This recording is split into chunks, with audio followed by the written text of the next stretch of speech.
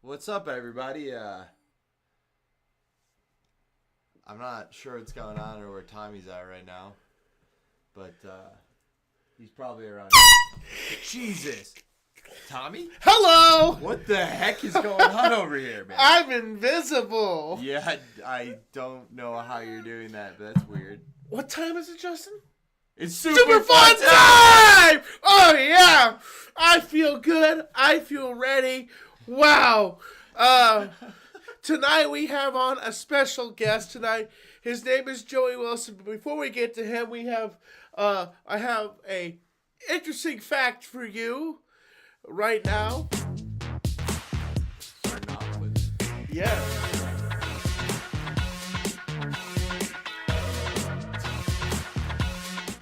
Interesting fact, in the story of Peter Pan, Peter Pan is the representation of the angel of death. And he is basically taking the souls of the children to heaven, that which is Neverland. Yeah. I didn't know that. Because think about it, back in the day in London, the plague was going around. Yeah. So basically, Peter Pan is going to their windows to take these children to heaven, and they're dying, but he's tricked them to make them think they're not dying, that they're going to Neverland to never grow up. Because when you go to heaven, you don't grow up at all. You just fly. You know, you stay the same age. You stay that age you were once before when you enter the gates of heaven. So Neverland is heaven in that sake. Okay. So, okay, and now I have another one for you. Oh, okay. There's more. All right. What burns me up? I tell you what. Oh, you're doubling down. Yes.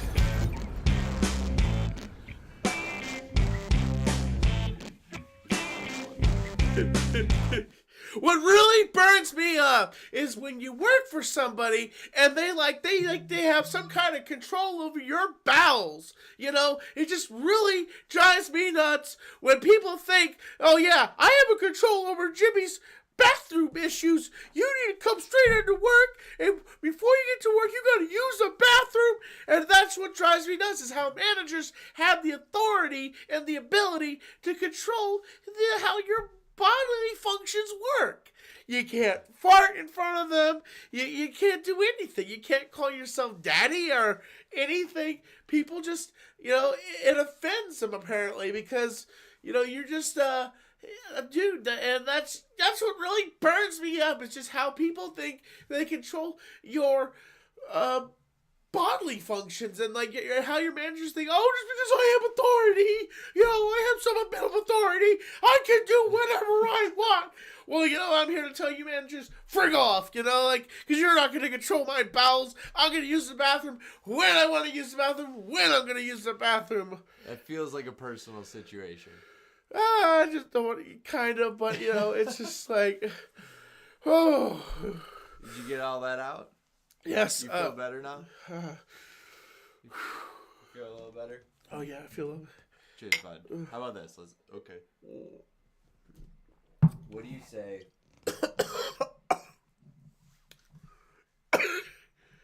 Wow. Wow. Okay, settle down. All right. What do you say we bring in our guest? You want to give him another introduction? Joey. It's Joey Wilson. Ladies and gentlemen, put your hands together for very talented artist, Joey Wilson, live from Western North Carolina. What's up, Joey? How you doing, man? What's up? Am I holding the head? Am I holding it? You are. It looks like you're juggling them.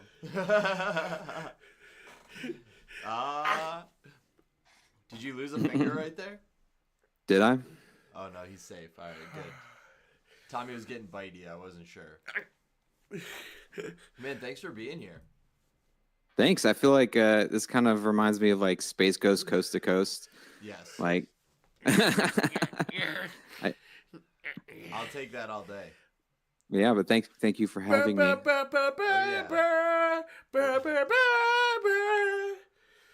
No, we're super pumped.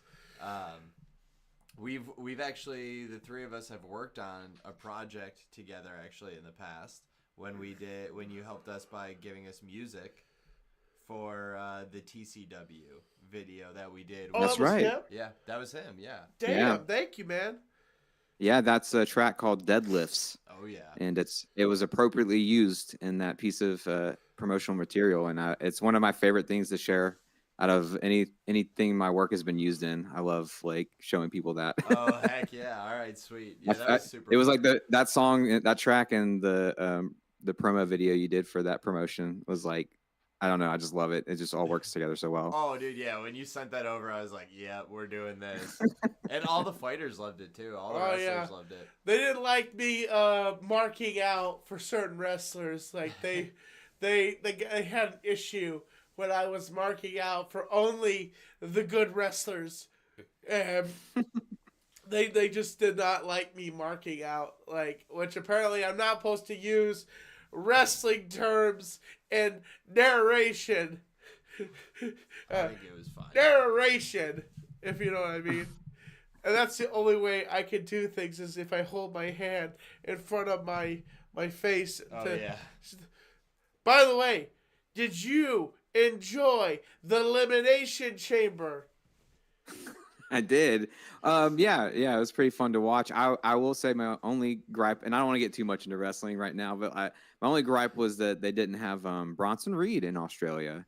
I was very disappointed that they didn't have him set up like a grudge match with at least Ivar or somebody, and then start off the show with Ivar and Bronson and have that Australian hometown love for him. Because I'm a Bronson guy. I like Bronson Reed, so Heck Oh, yeah. well, I was kind of sad to not see him do his thing in his home country. But other than that, I enjoyed it a lot. I thought it was funny that R-Truth accidentally went to Austria instead of Australia.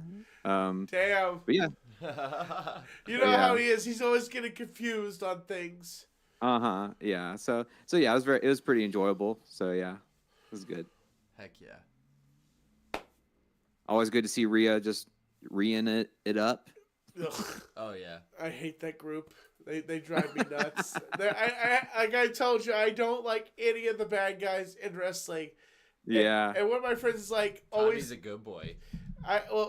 Sometimes I'm a good boy. You know, when I'm not a floating head. You know. What inspired you to be an artist like you are? Like, what got you into doing what you do, being Music or graphic design? everything? Like, what inspired Everything. you? Just conglomerately. Just What turned him into an artist? what turned you into an artist? Yeah, I think I've been doing art, visual art since I as long as I can remember. So visual art has always been a thing for me. Grew up in the '90s, so had a lot of Nickelodeon on. And Pixar. Toy Story was like my favorite movie growing up. So like, just around a lot of easily drawable characters, I think got me really started on that path. Just being around that, being able to draw like Rocco and take it into school the next day and show my friends, and like they're like, wait, that's the cartoon from the TV. And I think that just created a feedback loop for visual art. Yeah. That just kept going. And then I think just the media I grew up with kind of got me thinking creatively, especially Pixar. I could quote the whole Toy Story movie as a young kid. That's And, cool. my parents, that was like the party trick. My parents would be like, do the movie. Yeah. And and from the start, from the first, all the way to the, you are a sad, strange little man from Tom Hanks and all that. And so I was always quoting that movie and then drawing. are a child's plaything. You are an action figure. Yes, man. Exactly. So I think just being around that kind of media growing up just got me thinking that way. And then seeing that, like, also in the 90s had a lot of child actors like Macaulay Culkin, and just being like, oh, I'm roughly that age. Like, well, where's my movie? Yeah, for sure. And my mom and dad were like, well, he has very different parents than your parents or whatever. Like, And he knows how to trying to- book things through Hollywood and has connections with certain big directors. yeah, as a kid though, you're just like, oh, there's a kid like me on TV. Like, why? When do I get to be on that side of the thing? Oh yeah. And, A lot of us ask us that question. When do we all get that? When we get our head on the main fold and get to be, I imagine of course I've been on television myself, honestly. So it's like it's an amazing experience. Yeah, totally. And that's definitely a lot of creative media growing up with that. And then with music specifically, I've always my family's always had record collections and CD collections, um, and my dad and I actually took guitar lessons together Ooh. as a father son bonding thing when I was like teenager. That's And cool. then I kind of just got really into it just because um, this is what I got into. I already liked so much music, so many styles, and then with guitar, I was like, oh, I'm learning the songs that I like, and um, just kind of really just explored that world a lot, Wow. Very and cool. still doing it. Yeah, and you do. I mean, you like compose now. Because you've really embraced the digital world, right? And because I've heard some of your stuff, like you're doing like strings, everything. Yeah, yeah, it's funny because as a teenager, I got into. It's also the time of Blink 182 and stuff and pop punk, and so I just got into bands. I was Yeah. like super into bands at a young age. I mean, dad would have to like drive me to all my gigs and stuff and pack up the stuff in his car, and we all had X's on our hands because we were underage for any bars we played at. And Oh. so I was always playing in these bands like that, and always in the mindset of like, oh, when you do music, or at least when I do music, it's in a band. And so that's how it was for a long time, where it's like, okay, well, anything I make or write, it's a demo for the band. We have to get funding to go into a studio and record the demo. And then pretty much like a lot of people, starting with like COVID, I got into production. And then I was like, oh wow, so like I don't have to like get a band together anymore and go and rehearse and go into a studio. Like I can find all these really good library sounds, and that just made me start thinking bigger picture too. If I didn't have to like teach a band anymore, I could just write like all kinds of stuff. So yeah, I definitely started exploring more orchestral type composing or arranging with strings and harmonies and counterpoint. That's sick. Yeah. And like me and Justin, we're writers ourselves. We do all sorts of creative writing and stuff that pops out there, and we've done a bunch of interesting stuff also. Yeah, Milkman Milkman. number one. The milkman, my milkman, honestly is hilarious because just the other day we went to an open mic or an open jam actually, and and this guy just walks up and he's like, "Hey, it's the milkman." It's Oh. his Feinstein, like that's just how people remember him now. So I understand you have a T-shirt business. How does that work? Is there a lot of detail that goes into that, or does someone just give you the design for you to put whatever you want on your shirts? Sure, yeah. I've been doing the so with design work, I've always been the design guy in any band I've been in. So it started off with flyers, and I've done hundreds of show flyers, just being in a band and playing shows. And then that translated into being the go-to guy for the band merch. Like, okay, you can draw the flyers. How about you draw a T-shirt for our album or album art? And so then over time, I just got interested in screen printing, and I've dabbled in it. And then I started working for a guy named Jay Longshore, who has his own e-commerce business called Shirt Man Dude.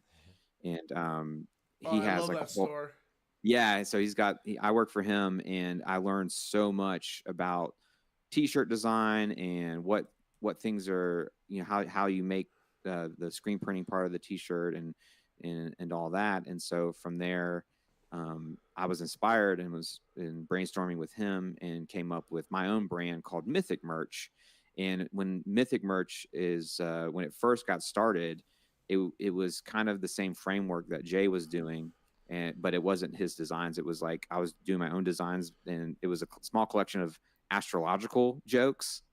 So that's Ooh. so Mythic Merch was like a take on like, I don't know, like a centaur wearing sunglasses and being cool and stuff. So Nice. just weird, like a twist on mythology figures and all that. But it didn't do anything. I got the website up, and I thought, oh man, I'm going to be in business, and like. It flopped as it was its first round, and I was like, okay, well, maybe I'm better off just working for Jay and not trying to do my own side thing with this. And then I kept getting more design work for bands for like flyers. Mainly bands would go on tour, and then I would make all their promotional stuff.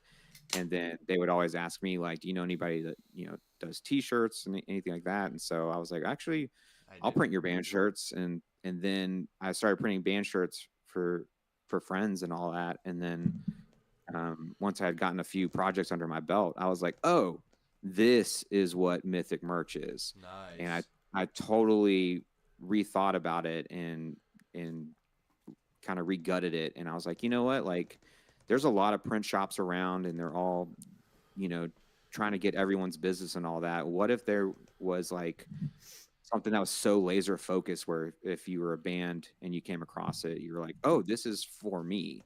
That was kind of my idea for it. And also it's serving a community that I'm from. Yeah. I'm from the world of bands and all that too. And exactly. that's, you know, that's a big part of it too, because I've always like wanted to have my own record label. Like, that's always been a dream of mine, but the record label has changed. Yeah. And for me, if I had a record label, I want the bands who I sign to make money. And that is not the case. It's like the record label makes money, and then they give a very small cut, if anything, to the band. Yeah. So I view Mythic merch as the spirit of a record label. It's a way for bands to get merch made affordably, and then, you know, sell those at shows and complete an experience, a feeling for a fan that sees them. They see them, they really like them, and they want to support them, and they see a cool shirt at their merch table, and they buy it from them, and it helps the band either get to the next town or fund their next album. So that's kind of the whole spirit of Mythic merch. And to go back to what you know, a lot when I first started Mythic merch, it was me wanting to design every shirt, and I started learning that like a lot of bands, they have a friend that's a designer, and that's who they really want to be the identity of their visuals. Yep. And so I became more open. I was like, actually, yeah, like I don't have to be fully in control of every design. It's there. It's available for people that maybe don't know an artist, or they're not sure how to design for screen printing. And so maybe they have an idea like, oh, we want a skull with flames and butterflies coming out of it. And I can make that happen. And so get them on their way. Genius of he is, yeah. So here's a question for you. Here, hold on. Yeah, really quick. I want to just say that it's cool that it went full circle from designing band tees to then designing band tees. Yes, yeah. No, and it's awesome. And I also want to say that, I mean, I know a lot of the local musicians here in Asheville, and it's cool to hear, like, they're like, oh yeah, we got our t-shirts done by this awesome guy, and I'm like, yep, I know he does a good job. Yeah. Oh, word. It's cool. Like, and you also seem to be like on the pulse of it, because I'll be like, oh man, these guys are coming up, these guys are good, and you're printing their shirt, and I'm like, oh man, he's on it. So what's funny about that is I don't do any outbound stuff. I don't hit up bands. Even if I meet a band in person, I rarely mention that I do shirts. I don't carry business cards around with me. I have a stack of business cards, but I don't believe in like outbound. I mean, I know cold call still works, but for the community I serve, yeah, like I don't think cold call is the way to go. So I just try to like be a little too available, I guess. Like I just try to make sure that, you know, I respond really well. You know, if I get a message on Instagram or on my website, I have like a form people can fill out. I try to follow up as soon as I get the email, because this is all me. I'm the owner operator. Yep. And I have no excuse to like sit on this stuff. So I will say, and I hold myself to that. Any band that's ever worked with me knows that like I'm on it. If they message me at 10 p.m. I'm messaging them right back at 10:05. So you're very connected with your clients, and you are very upfront, and you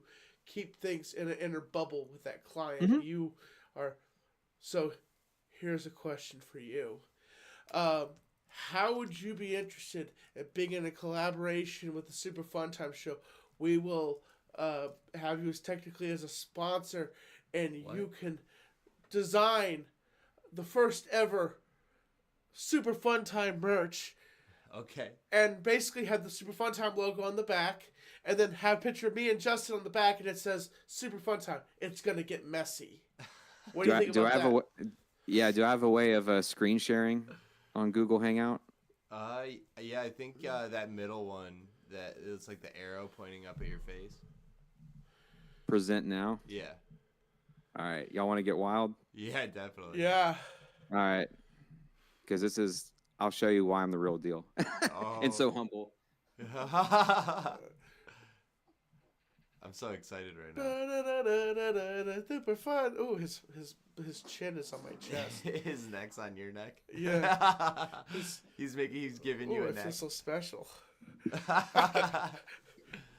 Someone in the chat was like, "What's wrong with Tommy's hands? Why are they all black?" Yeah, I put some. Oh, here it is. It was right here the whole time. All right, so let's see what I'm gonna pull up here. Okay.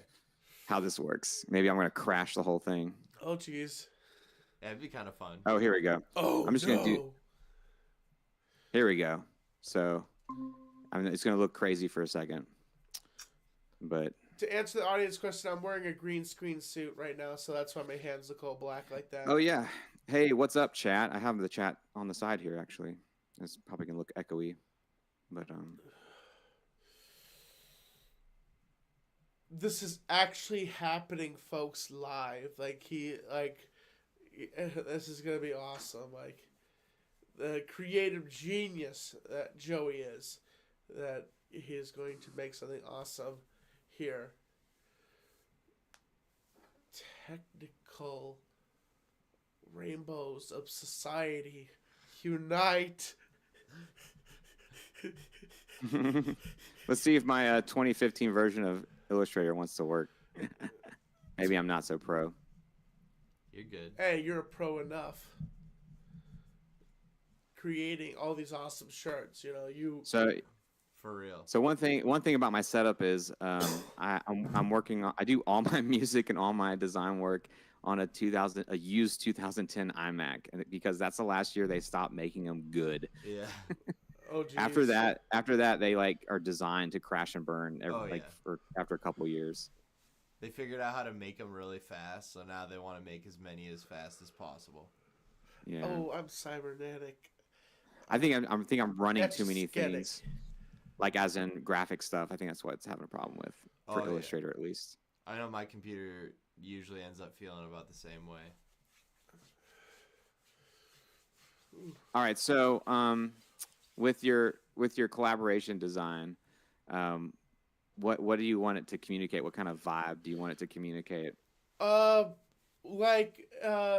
like it's a microphone, and then there's words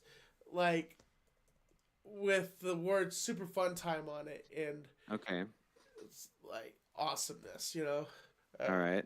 What do you think, Justin? I like that. A microphone. Okay. Do you have a Can you see the screen? Is it showing up? Yeah, it's showing up. I got it pulled up. All right. So it's got a microphone on it. Is there a certain style of microphone you want? Like the one, like a podcast one. Yeah, like one that you hold at a maybe show? one you hold. Basically like an Elvis one. Yeah, maybe like an Elvis one. Something like that, or something like what we have here. As our logo already. All right. What about the old school, old time radio mic? Definitely. Something that would be awesome. That would be definitely. sick. All right. So I'm just this is my process. I usually just throw things in here to get started, and then I'm basically making my own collage of a reference image that I can fine tune later. This is awesome. It's the super fun time. This is like a Joey Wilson masterclass we're getting right here. Yeah, you got to pay for this. We're gonna have to make this one a subscription. The super fun time. Is it fun time? Is it fun time or fun dash time? Is it all separate words? And then show. Yeah. Super fun time show. Yeah. Okay.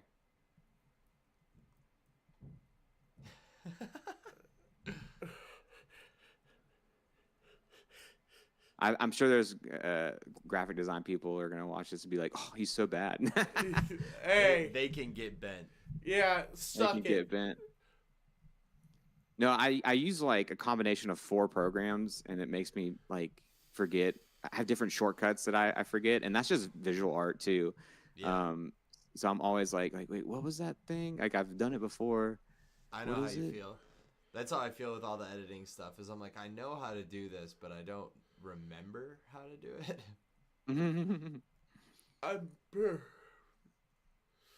Oh, that is sick. We're already getting pretty sick, aren't we? You've already made Tommy happy. Now, the question for you: do you think we should put "It's Gonna Get Messy" on the bottom half of it, or should that put that on the back of the shirt with me and Justin as the animated cartoons? Because Justin, he created from AI these animated cartoons of us. No, what? Huh? That's just from a filter. Oh, that's from a filter? Yeah. Oh, would that be cool to have it on the back of the shirt? I thought it was gonna be you with ice cream all over your face. What? No. Okay. It's gonna get messy. Yeah, it's gonna get messy. Is that a funny quote for the show? That you've claimed that, and we're sticking with it because I trust you. It's gonna get messy. I blindly trust 99% of Tommy's ideas. Usually I say no to everything immediately, just out of safety. Wow. So, like, if you want to do something like it's gonna get messy, this is like where my mind goes. Yeah, exactly. Tommy, don't act like that's not exactly what you described. No, this is a different idea now. This is like if it's gonna get messy, like this would just be like where I would automatically like kind of go. Yeah. Just have this like drippy, crazy text. Oh yeah.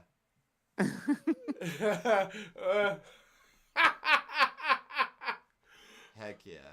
That's sick, man. Oh my gosh, you are very dynamic. It's gonna get messy. But you can tell I'm a Nickelodeon kid. Like, look at all this. This is definitely like Nickelodeon crap. Nickelodeon. That's super on brand for us though. If we were allowed to, once we get ourselves set up to where we can bring people in studio, we're gonna have to tell them they might get slimed. So, dude. But yeah, I mean, this is kind of just. No, this is super cool. Yeah. You know, just hanging out, making art. I haven't done a lot of it. I don't know. It's a lie. I lose track, but like I haven't done original stuff in a minute. It's been pretty. It's been pretty much like, trying to get to people what they need. Like a lot of bands now have have a member that does art, and it's really cool to kind of have them come in or send me their design.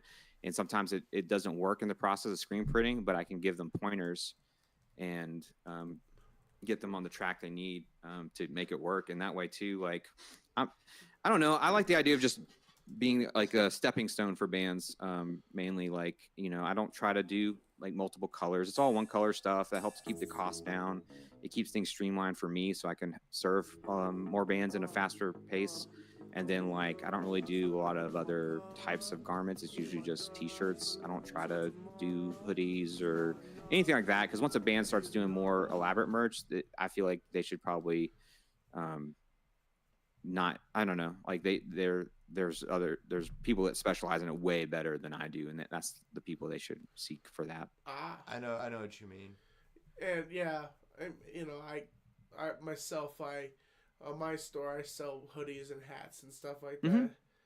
Yeah, and I've totally done. I mean, even for my own project, I have drop shipping stuff that I do too, where I have print on demand things because I don't have the time to always print a hoodie or something and ship it off. Yeah. But there are third-party printers where you can do stuff at cost, and I'm totally transparent with bands on if they want to explore that, how to do that, get a Teespring or a Redbubble or whatever, and heck yeah, that's super cool, man. Now I understand you have your own YouTube channel and everything, and yeah, I do. YouTube is something I've explored, and when it first got started, it was concert footage. I got a DSLR camera and wanted to challenge myself on how to film in low light, and so I was going out to shows, and I was living in West Asheville at the time, off Haywood Road, so I was able to walk to the Mothlight when it was there and walked to the Odd and a bunch of other spots. And like I would just take the camera and just if the band was cool, I would start filming them. Yeah. And then I got to a point where I had a second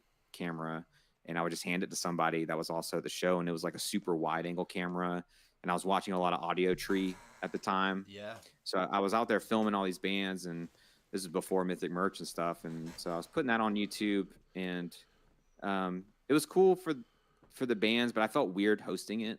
And so I got to the point where I would film these things and then just give the band the footage, like a MP4 of it, and like, hey, you know, I think sometimes I would upload stuff and maybe the band wasn't happy with the performance they did. And so, and that's understandable as somebody that's performed and stuff. You don't want that to be the video that has the highest amount of views that people click on and stuff. So I pivoted the YouTube channel because it was JWTV. And I thought, oh, it's going to be like me and Jamie, my fiance, we're going to like interview bands and stuff. And we had some silly interviews we were doing on there with like a hot dog stand and all that. Jeez. And Yeah, just awesome. that's why I liked your channel a lot, just the High Water channel. You were out on the streets interviewing people in Black Mountain, like what their favorite animal was and all that. And I was like, oh man, yes, this guy. Yeah, man. And then Tommy was aware of your channel too. Somebody was like, you gotta check out Tommy's channel and all that. So yeah, now we've kind of melded together for this. We've united and become the super fun time. Yeah, that's something we're actually working on doing more of. Yeah, but with my YouTube channel, I ended up ditching all the band stuff because I just wanted the bands to have that footage and not host it anymore. And I felt weird like getting views and things for, you know, I just wanted it to, I don't know, I was just trying to challenge myself with concert footage. And then I switched over to making music with a specific synthesizer. This really niche synthesizer called the Roland JDXI. Sweet. And it's very complicated, and there's not a lot of videos on how to use it. And I was using it exclusively with GHOSTsTALKER. Yeah. And I was like, man, I was binge watching all these horrible tutorials on it. and I was like, and I was taking notes and trying to remember stuff. And I was like, you know what? I'm going to make a video for myself to watch later so I remember how to do all this, because it's so much like menu diving on this synth, so much clicking around and all that stuff. So I was like, you know, I'm gonna make my own tutorial for me to have. And then I made more and more tutorials on it, and then that having such a specific thing about this piece of gear helped gain traction for that channel. And then now it's just pivoted into I still have those videos, and now it's just pivoted to GHOSTsTALKER content. That's sick.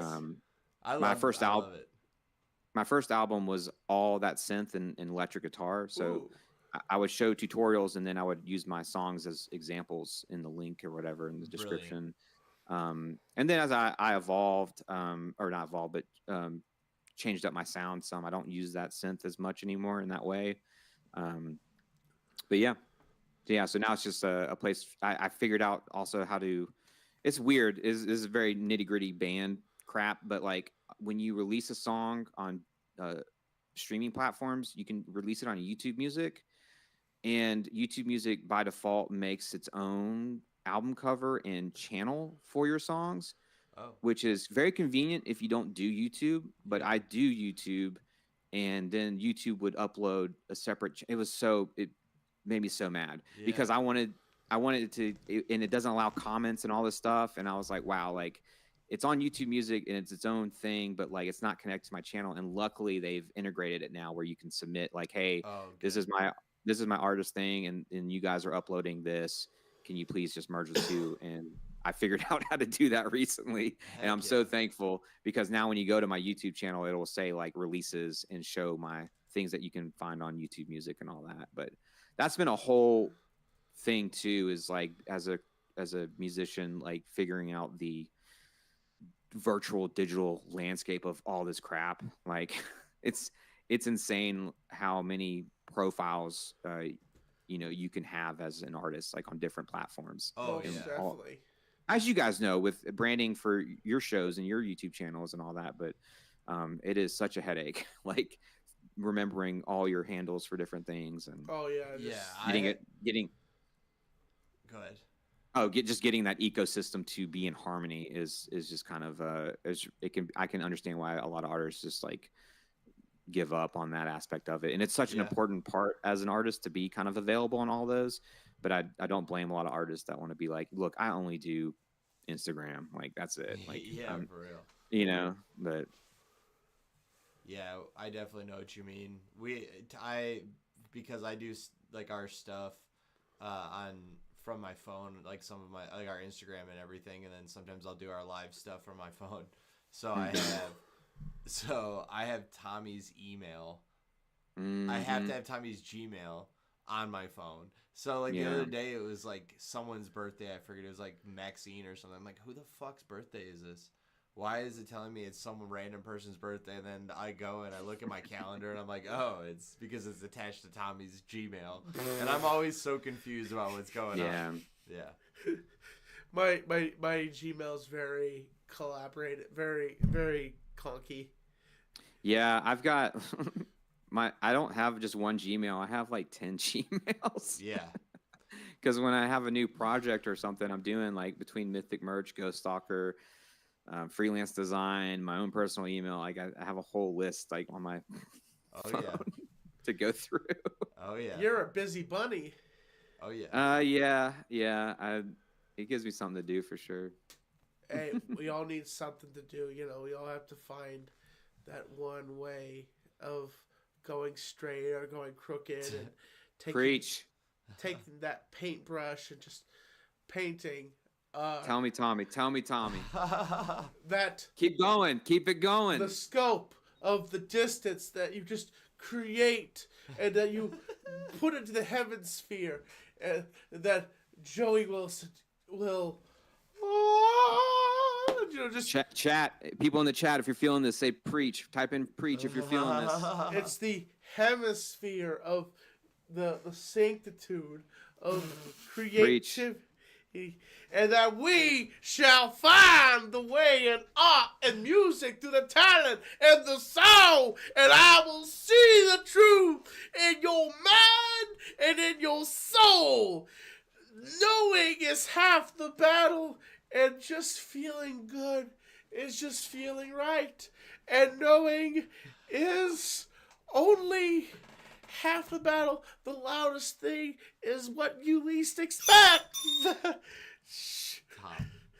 Man, Tommy, you got a new calling. Ridgecrest is just down the road, homie. Oh, me, a preacher? Oh, is right. Yeah, like I'm a little edgy to be a preacher. People have always said that's what you need now, though. That's how it goes. They got like preachers who curse now and stuff, and they got all these tattoos and persons. Yeah. I've been to prison. I've lived a life of crime, and I just know what it's about, and I got connected to God. It seems like when you go to prison, that's the automatic thing that you end up making yourself is closer to God. I think God sometimes is like, yeah, you prison guys need to back off a little bit. Like, I don't want to get that close with you, you know? All right, God. Prison guys, back off. Yeah, back off, prison guys. See how that works out. Oh, my God. I'd like to see a prison person come out of prison and not being close to God, you know? You want to see the opposite happen? Well, you want to see that? Live a normal life and not just like, glory to God, praise the Lord, I've been to prison, and I'm like, yeah, we know you've been to prison, so just... Maybe it helps you get out early. Oh, good behavior. Yeah, I don't know, maybe it just helps. Yeah, that's it. Just helps. Exactly. Which is funny because Tommy's actually a rather religious guy, so it's funny that he's making fun of it right now. Oh, yeah, I mean, I kind of religious, you know, that's kind of it, but, you know, I don't push it down people's throat. I'm not, the power of Christ compels you. Like, I'm not going to throw a Bible in your face and just be like, demon be gone, demon be gone. Oh my God. Yeah, I had a funny religious moment. Yeah. No, it wasn't super religious or anything. We me and some friends hosted a music video event in downtown Asheville. this past Friday, and I emceed the event, and I said a little intro or something, or closed out the event. Like we showed the band's music videos, and we had the band members come up on stage, and and then I closed it out, and I was like, and everybody just have a good time tonight, and talk to each other, be joyous. And then I was like, I feel like saying amen. I just said amen, just to kind of end it. I felt so goofy. No, it's cool to be in a brewery and everybody else going amen. Yeah, no, for real. I mean, that's awesome. It just feels like it's like a nice cadence to anything. It's like amen. Even if it's not like in a religious way, it's like amen. It feels like a very specific type of punctuation. Yeah, it's amen. Yeah. It's like, amen. Yeah. Find the certitude, find the belief, and amen. You have to pull it out of your crotch, just amen. From Yam City, baby. Covered in some Fermunda cheese. Amen. I thought that was really cool, and I don't know why Tommy made it sound like there was like something really serious happening when he did like a live, because we missed Matt last week. So again, thank you for rescheduling with us. I was really sick. The plan was actually for us to go Friday to go to the music video. Show. Yeah. I got stricken with a sickness. I don't know what it was, but it was not good. This is very disturbing. Yeah, but Tommy did like a video when like during the time we were supposed to go live for the show, and to address it, and he was like, "There's some things going on. Not a big deal. It's a work. Yeah, not a big deal, but we weren't able to do the show. Just some stuff's going on." Like it was like it was so funny. Well, I didn't want to make people. I didn't want to see like. I want to see people always as you as being strong. I didn't want people knowing you were sick, so I was just like, that's why I didn't want to see people the weakness in you. I just want them always to see strong. I feel like they wouldn't have seen any weakness in it until you pointed it out. I feel like most people understand that people get sick. Anyway, how did the show go though? So you that's another cool thing you do that is in the world of arts. Is you're also, I mean, you've talked already about ways that you've been a community builder, but that's another way to bring a community together, and that was through doing a music video, not necessarily competition, right, but more like a showcase. Yeah, it's so it's an event that we did before back in I think October. And just working with a lot of different bands, and I keep up with everybody. I want to know what they're up to and things like that. And one would mention that they have a music video, like a metal band, and then a singer-songwriter would mention they were making a music video. And I was like, I feel like getting all these people to talk to each other or whatever, or just being kind of have my stamp of approval on an event.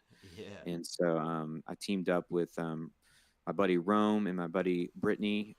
They both have their own projects. Brittany's got Catfly, which is an independent film production promotion, I guess. They put on independent film festivals and things. And then Rome, he's produced and directed a lot of music videos for different bands in the area. And so we were like pretty all like-minded and decided to meet. We originally wanted to do it at Catawba in Biltmore Village, and they shut down surprisingly, like the whole operation. They had several locations or whatever. Oh yeah. And then and so we were looking for a different venue, and Dissolver was open to it, and that's like the perfect spot because that's just exactly kind of for like DIY underground music to be showcased at. And they had a built-in projector there and sound system and everything. So all we did is bring in like a laptop and have the videos ready to go. And heck yeah. Just wanted to create a different type of event that allowed, maybe people want to support music, but they can't go out late for a show or things like that. And it's something different that the bands could offer people that wanted to support them. Very cool. And it's also like a networking thing without calling it a networking thing. Cause I feel like anytime you put the word like networking on an event, it tanks.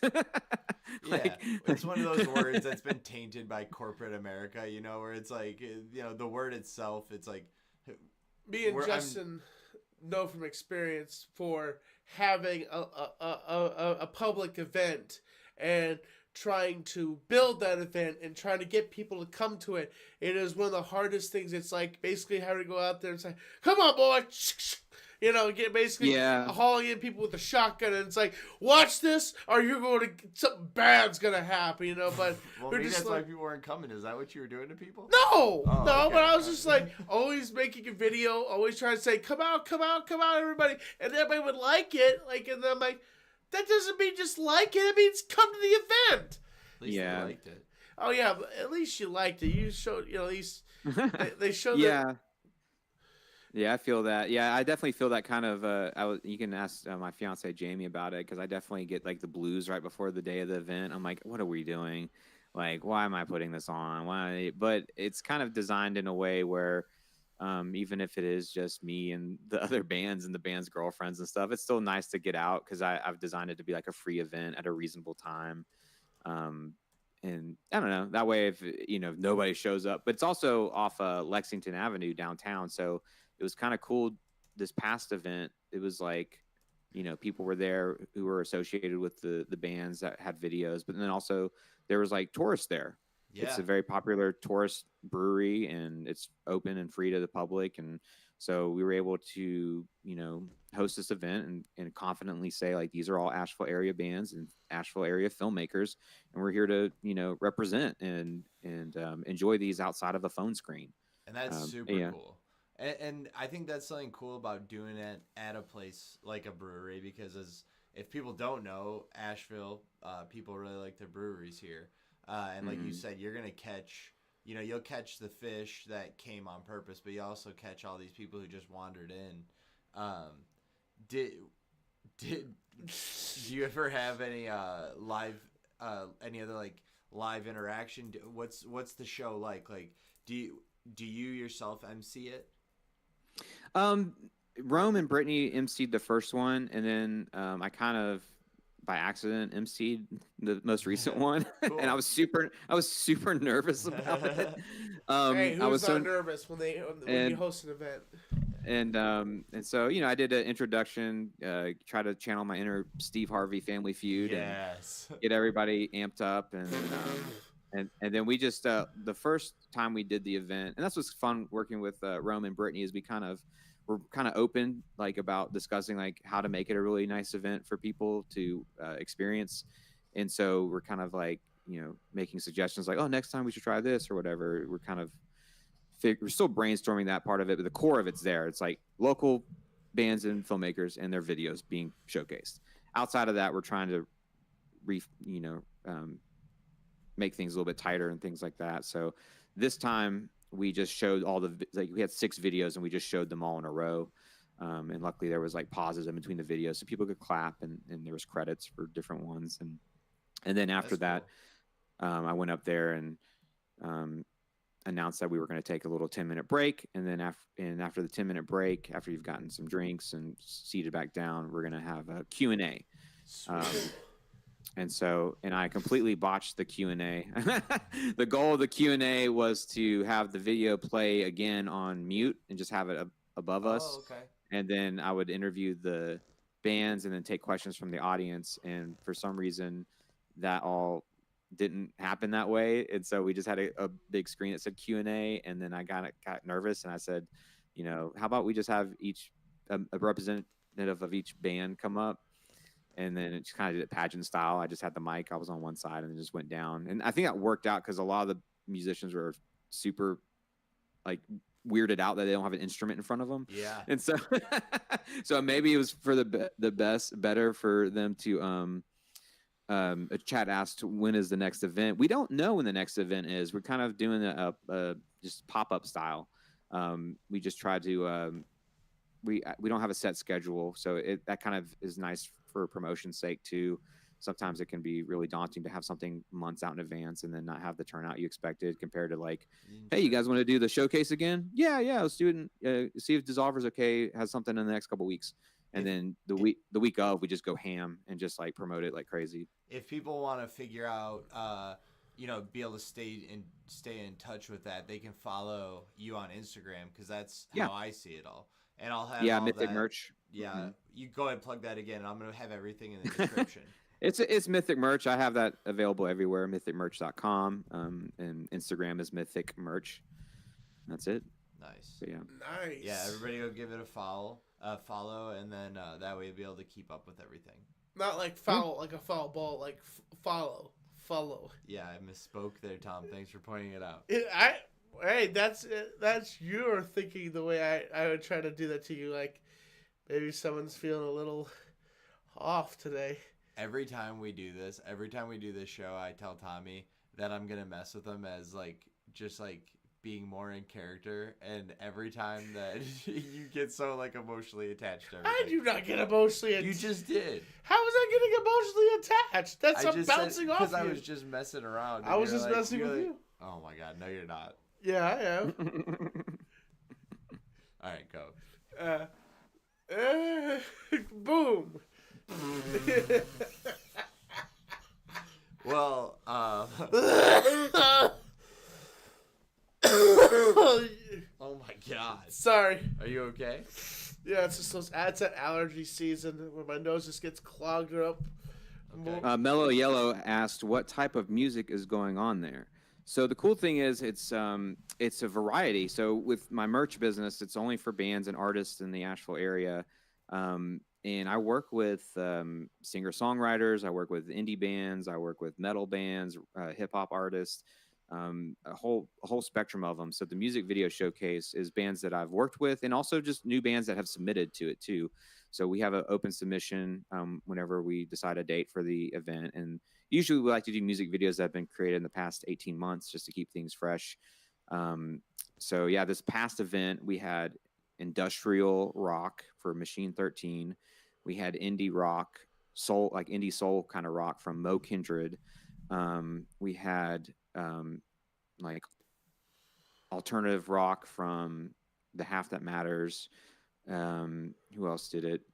We had indie rock from Rhinestone Pickup Truck, and there's somebody I'm forgetting. Oh yeah, just straight up like post-punk stuff from a newer band called, or newer to the area, Small Doses, had a video as well. So this show was a lot more rock oriented. But yeah. Very cool. Mm-hmm. I have some stuff that I'll be pulling up just to kind of let people see some of the kind of promotional stuff on Instagram. Ta-da! What was your overall take on the how about let's start with what's your overall take on the music scene in Asheville? Describe it a little bit and maybe just tell us your thoughts on it. Sure. Well, from the get-go, Asheville is so transient, so that's something to keep in mind. You have a lot of people come in for a few years and then they leave, and then new people are coming in and out. That's just the nature of this type of area in general. Yeah. So, and then another cool thing is there's so many establishments that host music, and I think that's a huge, awesome opportunity for a lot of bands. So the music scene here, you can get super underground stuff, and you can get super more accessible things. Like a band at Highland Brewery would be something like I could take, my normie family too, and there's a band playing there. We can enjoy the live music, but then like I can also, have an old friend coming to town. We can go to like a DIY show at the Odd or Fleetwood's or something too. Yeah. And it's cool. It's cool going to those shows and seeing tourists at those shows. Like old punk couples come to visit Asheville, and they'll go to these rock and roll bars, and it's fun for them. I'm happy for them that we can offer that. But yeah, so the music scene here, I think it's a really cool place if you are a creative person, and I think as different bands and artists, you get to go on hikes and things, and that fuels your creative spirit too, is having the outdoors like that.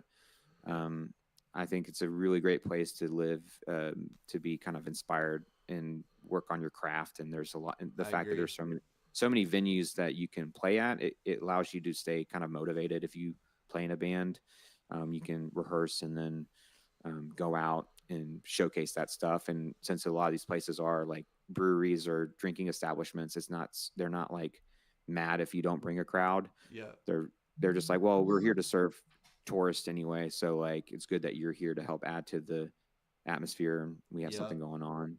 So I think that's what's really cool about the scene in Asheville, compared to like I've lived in other cities and like Atlanta, and it can be kind of like overwhelming trying to break into music scenes in much thicker cities where it's very competitive and metropolitan, and it's kind of hard to find your way. And whereas it's pretty open here. Yeah, when I first came here, the initial way I would describe it to people when they'd ask me what it was like is I'd always say that Asheville was kind of like a mini LA. Like it's it's like a lot of people of all different arts, and people love to be weird and be themselves and just be out there and take chances with like just anything they can think of.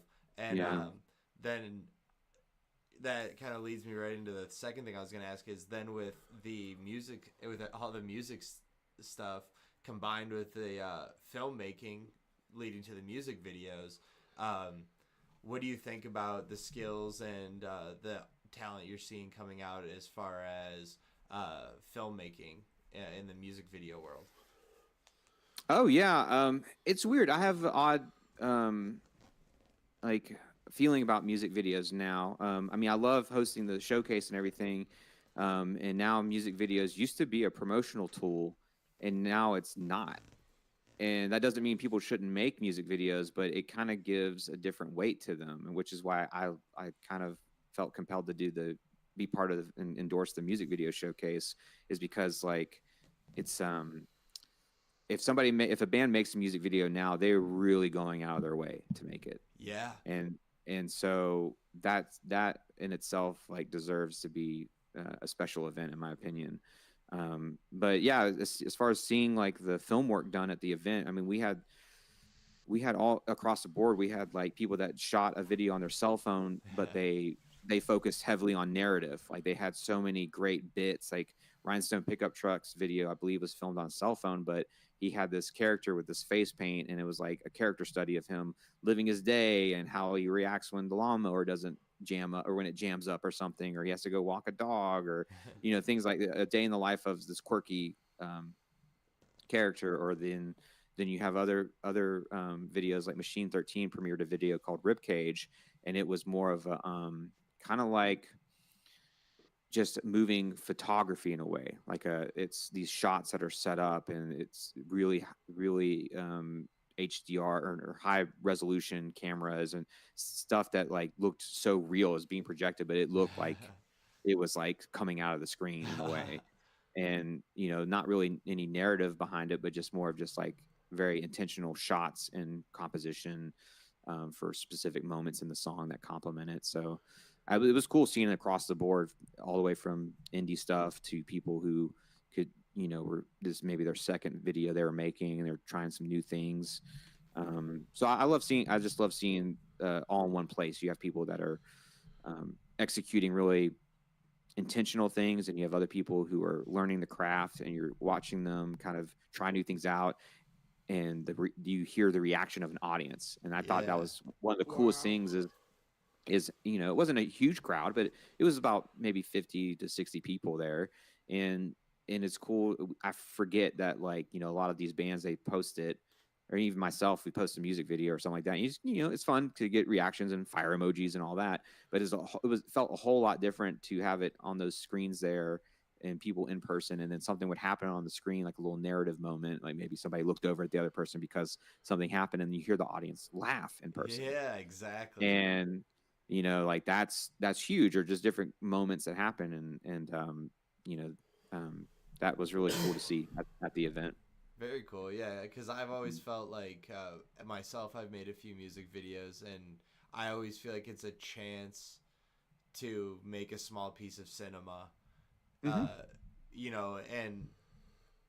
hearing your take on people watching it live and reacting to the storytelling moments and things like that. I think that probably makes the people who are on the video production side of the whole event feel very excited. Oh, most definitely. I've always wanted to make a music video, but I've just never had the capabilities to make a music video or have the right kind of scheduling. Like a video I saw a long time ago called I hit that money and I told you so. I just I imagine this elaborate music video just with this old man robbing this like money truck, and he gets away with it. But the only problem is he comes back and like he's like advertising to everybody, "Hey, I just robbed a bank. I just robbed a bank truck and I'm filthy stinking rich. You know, I hit that money and I told you so." Like but the thing is, wanting to find the right people and doing the right things with people, making those connections, and like you just have to make it happen. But sometimes it doesn't. That flare doesn't happen. Like you have to ignite it, and then finally, when you ignite it, the house explodes. Oh, I don't have the explosion. You know, it's just like, you know, it's just like, they say, what's the best thing to do when you find a gas leak in your house? Take out a lighter and light a match. You know what they say to do? Yeah, you like if you're looking for a gas leak, just light a match and you'll find that gas. I did not know that they said that.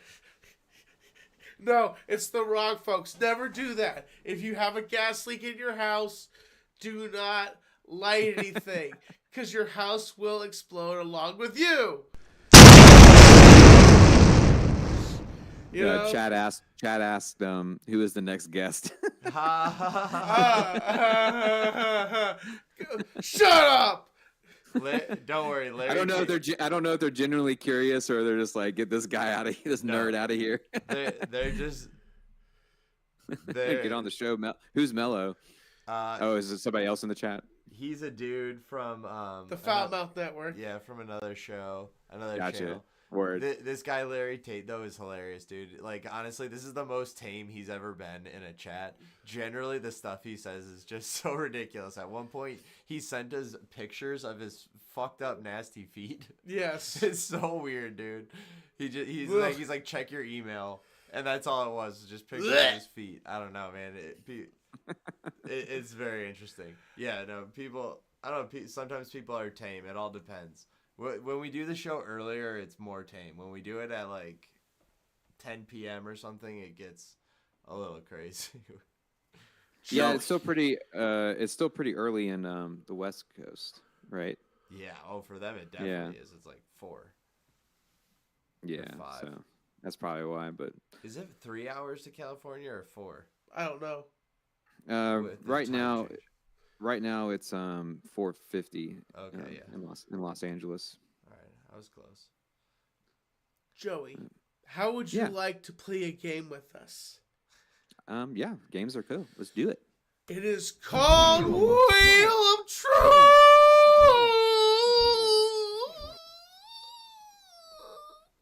It's where we spin the wheel and we find out how interesting you are and how weird you are, exposing the truth on who you are and what you are.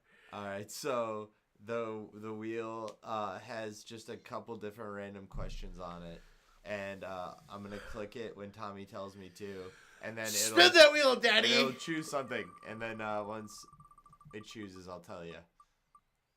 All right, let's go. Spin that wheel.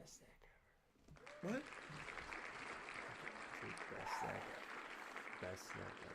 Best snack ever.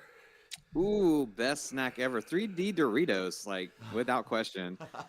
3D Doritos. Go on. But I don't think those exist anymore. But yeah, that was like. You guys remember 3D Doritos at all? Like they were like bugles, right? Oops.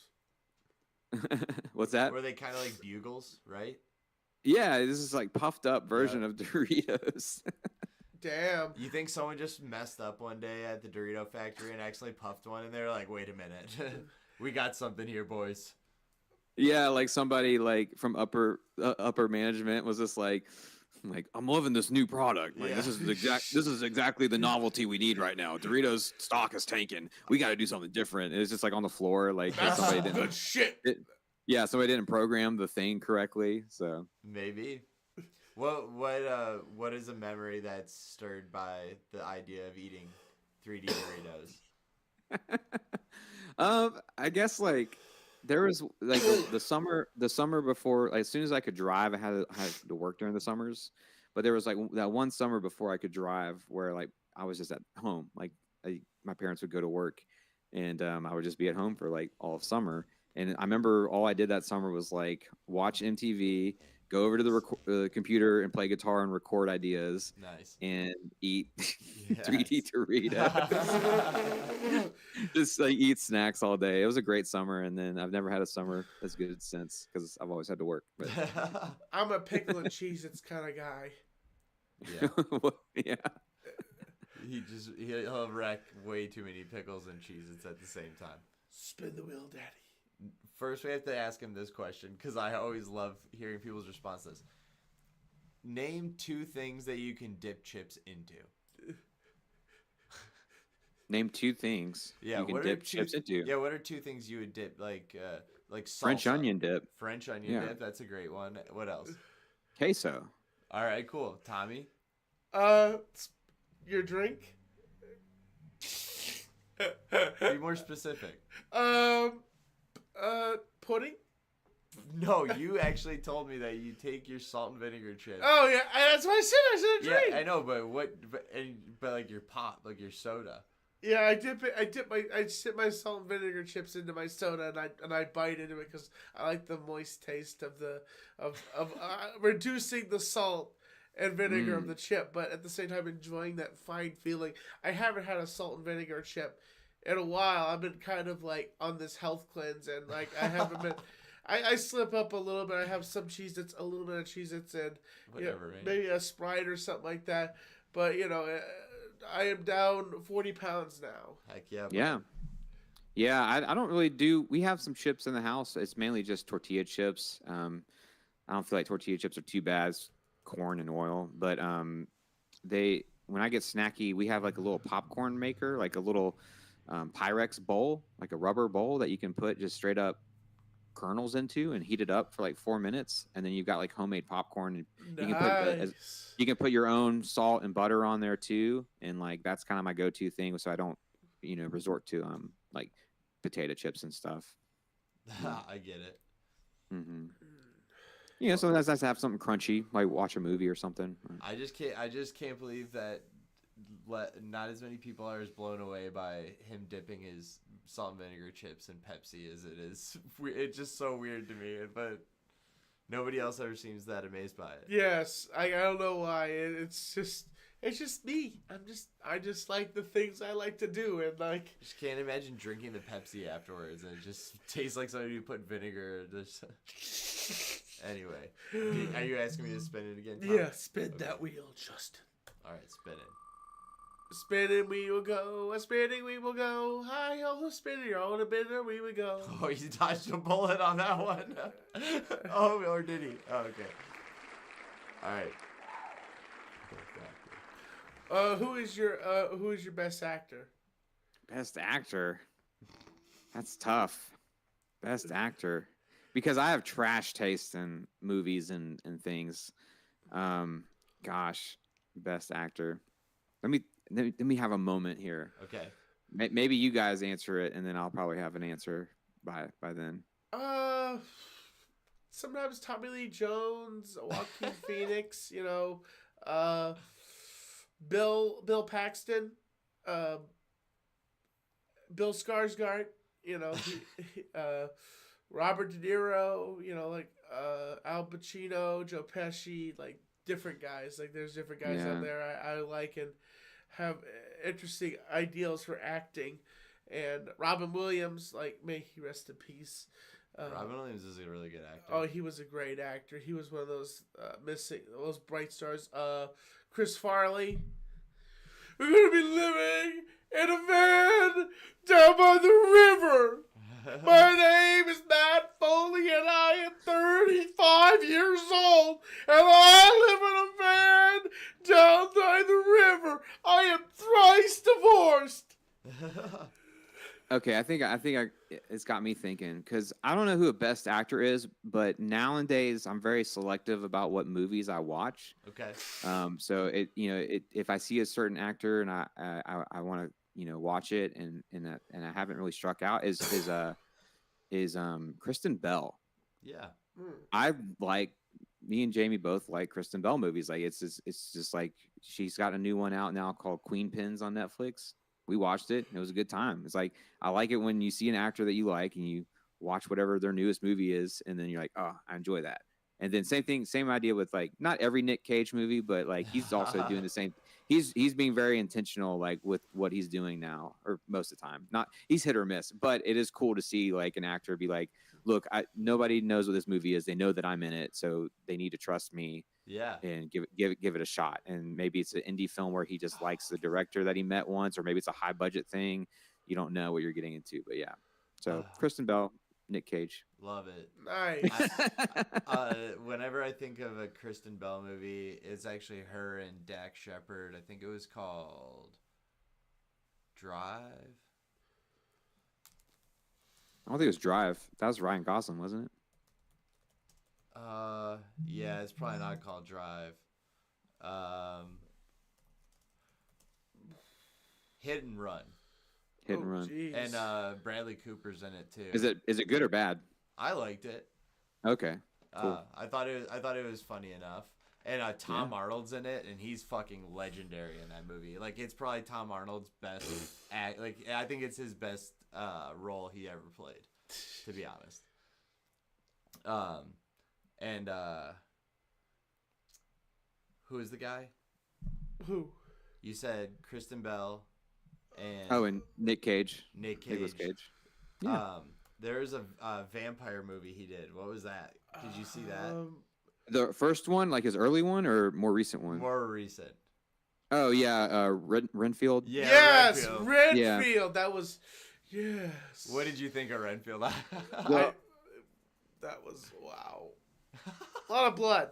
Definitely a lot of blood. Yeah, we didn't make it past Jamie doesn't do gore, so we didn't make it past like the first 8 minutes. We were like, all right, damn. this is I get the gist of this movie. Like I get the tone. Good thing they just went ahead and showed all this so I haven't seen Renfield, but there is the Grail Movie House used to they host a bad movie night. Yeah. And we used to go all the time, and one of them they wouldn't announce what movie it is. They would just show the movie. Oh, that's great. And it had like YouTube cuts in it and stuff like that. So you'd be watching the movie and then little memes would happen and stuff. And we watched the movie Kiss of the Vampire starring Nick Cage.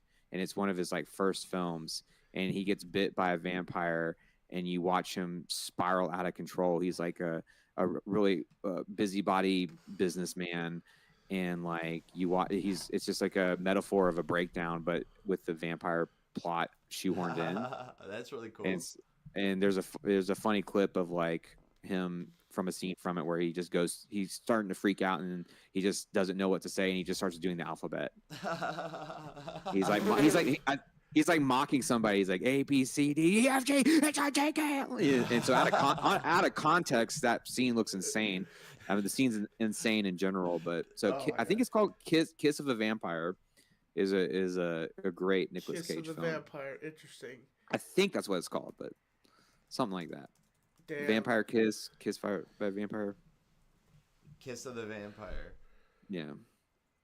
Or Vampire's Kiss, sorry. I think that was Kiss. The first one you said. Yeah. So it's 88. It looks like an 88 film. It feels like an 88 film. Yeah. That's classic. I'm adding that to my queue videos to watch. Okay, you brought up the Grail Movie House. Me and Tommy went there. I think that place is pretty sweet. We went to go see the Iron Claw together. And I want to see that. It's good, man. I want to see all 7 seconds of MJF in that. Apparently, he didn't even pop up in it. Like we watched it, he's not in it, dude. Yeah, that's what I heard. I'm like, how do you put someone in a movie and not put them in the movie? You know, of course, I think he was playing one of the other brothers, but apparently he died the same way the other brother died. So for extended time, they cut his scenes because it was too long. He hasn't seen the movie yet. Oh, I mean, I know the story of the Von Erichs, basically. Yeah, I know the story. It happened in real life. just making sure. He's pretty good at spoilers.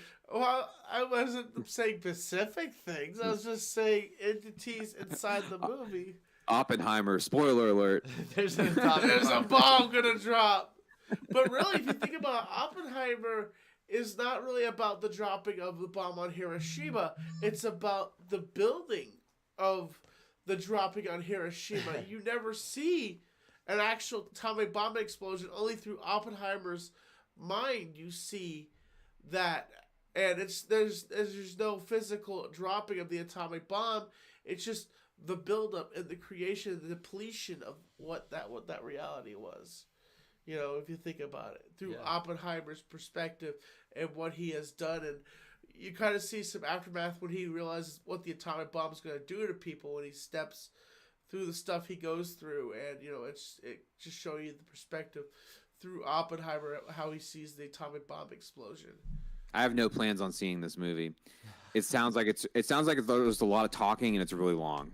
I have no plans on seeing it. There's also a lot of not talking. I would say. Oh God, even worse. Yeah. I can't stand it. There's very long, just like eye contact scenes. Yes, staring with the camera like he's staring at you, you know, and just a lot of showing how some people are spoiled brats because they are like who freaked out on who and who sold out who, you know. No neurospicy person wants people just long holding eye shots at them. Yeah, no way. No way. Okay, Tom, let's spin the wheel. We need to bring back short movies. Stop making everything into TV series and just make it 90 minutes, please. I agree. Or at least if you come out with a TV series, there should be an abridged edit. I agree.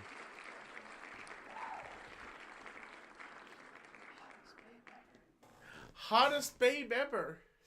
I have to say my fiance. Sorry.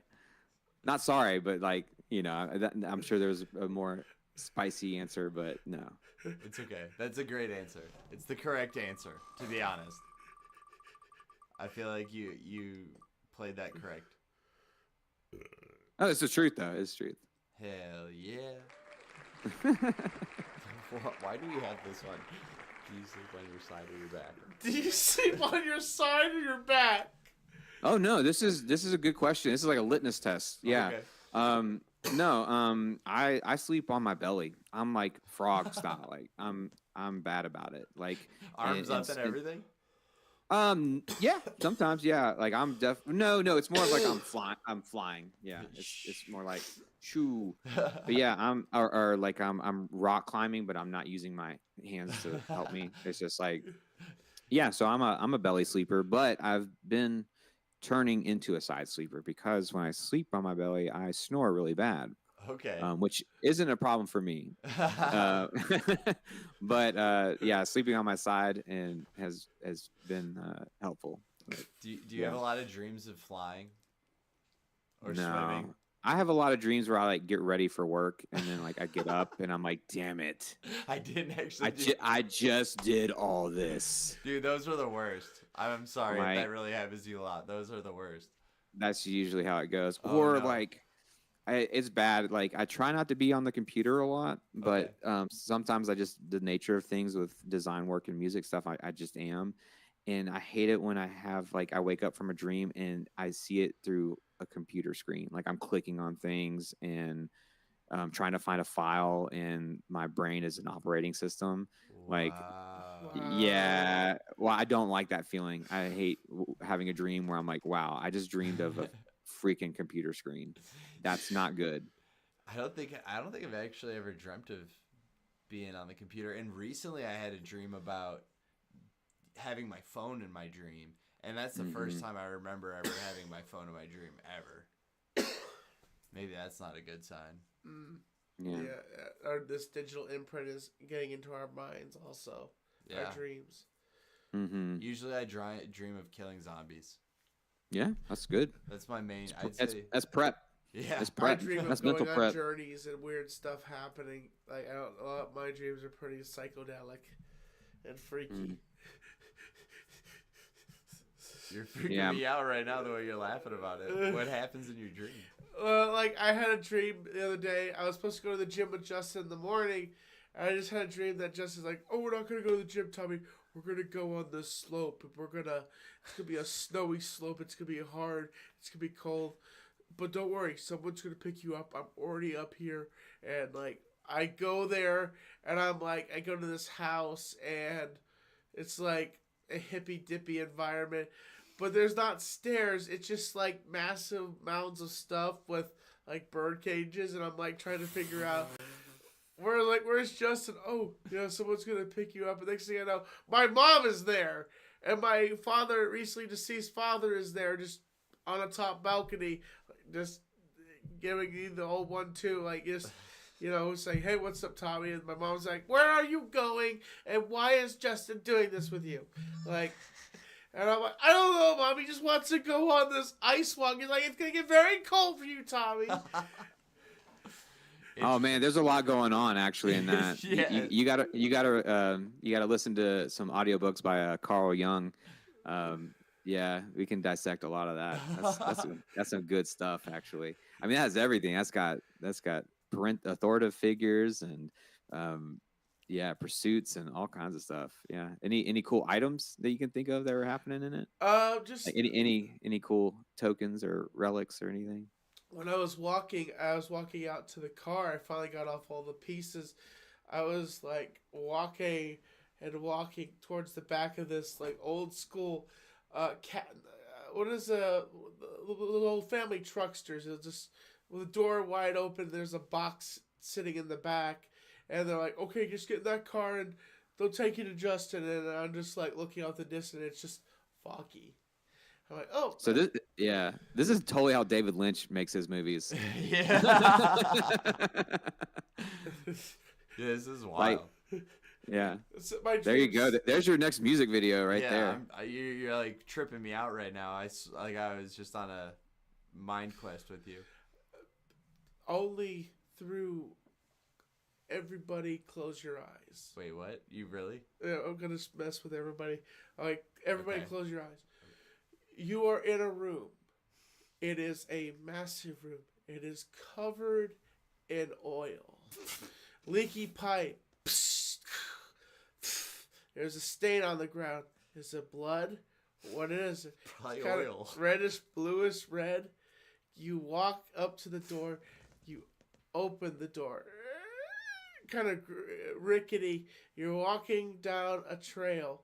The door opens up. It's a massive valley of hills and trees, and then you see a wrinkling waterfall. And as that wrinkling waterfall down, you suddenly see a big, tall man, just the outline of a man with a mask, and the lightning bolts goes off suddenly. Could you imagine it? Yeah. All right, because it's always. Could you like? Oh yeah, if you guys had your eyes closed when you watched the playback, I was very invested. My eyes were closed too. It's always about like just having people use their minds as they're telling it, and it's really entertaining to do that. You like doing that? Yeah, it's fun. I think it's fun to do that. That's cool. Yeah, we'll figure out. Yeah, people on yoga retreats in Asheville will pay top dollar for that experience, Tommy. No joke. As I was gonna say, No we can find joke. you some jobs, man. I didn't know you were doing that. We need to get you some monk gear and like Oh my get you God, at, yes. Are you at talking Hotel about Indigo. monk like Tony Shalhoub monk? Or are you talking No. about like a priest? Oh, Swami, the Swami. Yes. Yeah. Dude, yeah, Swami. Swami NC 2010. Dude, that's actually gonna have to happen. Yeah. We'll get the character started for you. I'm glad that thing's not working. Damn it! Damn it! That's what you get for overusing it. Now you don't get it anymore. Until I buy one off Amazon. All right, Daddy, spin that wheel. Oh, you want me to All right. Okay. I thought bring an edge to it.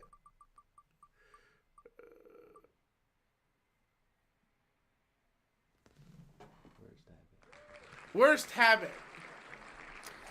Ooh, well, right off the bat, this isn't my current worst habit, but my worst habit used to be, I feel like, was biting my nails, and COVID killed that immediately. Now that's one cool thing that came out of all that was like it made me stop. I stopped biting my nails like cold turkey. I was like, I'm good. I had like clippers in the car and clippers like everywhere I went. And I was like, yep, yeah, that's it. Like if I have the urge, I ain't doing that. I ain't getting this, none of that. I get that for sure. Yeah. Bad habits. I don't know. I feel like I'm pretty mindful of my habits and things. But bad habits. Oh yeah, I'll tell you what it is. Okay. And Jamie will agree with this. I'm so bad about like leaving empty containers in the fridge itself. Like if I finish milk, I don't rinse the milk jug out or anything and throw it away. I just put the milk back in there, and then or like ice cream, like I'll finish the ice cream or whatever completely in the tub, and then like I'll just put that tub back in the fridge. I don't know where this habit comes from. I think it's the average man mentality. It's just okay. Well, it's something I do that I'm not proud. I'm not proud of this. I think it just comes from like when I used to live by myself and like I wasn't ready to throw something away or whatever. I was like, I'll deal with it later. Oh yeah, that's hilarious. That actually happens to me all the time at my house. E does that to me. My girlfriend does it all the time. Throw her underneath the bus. What? She knows she does it. I always think it's hilarious though, because of it, and like in her mind that thing's still there too. Wait, like if there is the milk jug, I'm like, is there milk? And she's like, yeah, and then I'm like, yep. Oh yeah, no, I feel it because, well, like, yeah, I'll finish the milk or something and I put it back in there, and then it is just like catastrophic because it'll be like, you know, oh honey, I was hungry in the middle of the night and I wanted to go get some cereal, and I'm like, oh damn it. yeah, exactly. Like, and then I got to the fridge, and then there's the milk carton, and there's their milk jug, and then there was no milk in it. Sometimes it's interesting drinking milk on the last bit of a swallow, like, you know, but you have to just like dampen the cereal with that milk if it's just like a swallow. And yeah, I've gotten bad where I left like 2 or 3 milk cartons in my refrigerator. That's how the milkman. And that's how the milk. We were emptying out my refrigerator one night. It was just all this old milk, and I'm carrying it down. We had what? 2 or 3, okay? Okay. 4 cartons. All right, yeah, I guess that's crazy to believe. Jeez, man. Thanks, I appreciate that. I don't have that many milk cartons in my refrigerator now, but you know. Yeah. I feel like I announce it now. You know, like if I get to the last bit of something, I'm like, hey, just so expectations are clear, I'm about to kill the cereal. I'm about to kill the milk. I'm about to kill this bag of chips. Hey, communication is key. Speak now, or forever hold your peace. Yeah. Let me know, or you know. So, I'm I'm growing every day. I'm a work in progress. Hell yeah, that's all you can do, man. That's all any of us can do. What's going on over here? It's just my allergies nose. It's just like I'm just trying to breathe and like, you know, just trying to, you know. Yeah. Yeah, you know what? I know it's like a roller coaster. We also are gonna start doing ASMR, and that's our first. It's just gonna be Tommy breathing. Yeah. Yes, it's relaxing for sure. All right, what's next, Tom? Spin that wheel again. You want to spin the wheel again? Okay. Yeah. All right. Oh yeah. Settle down. Oh no. Oh God! Thank God.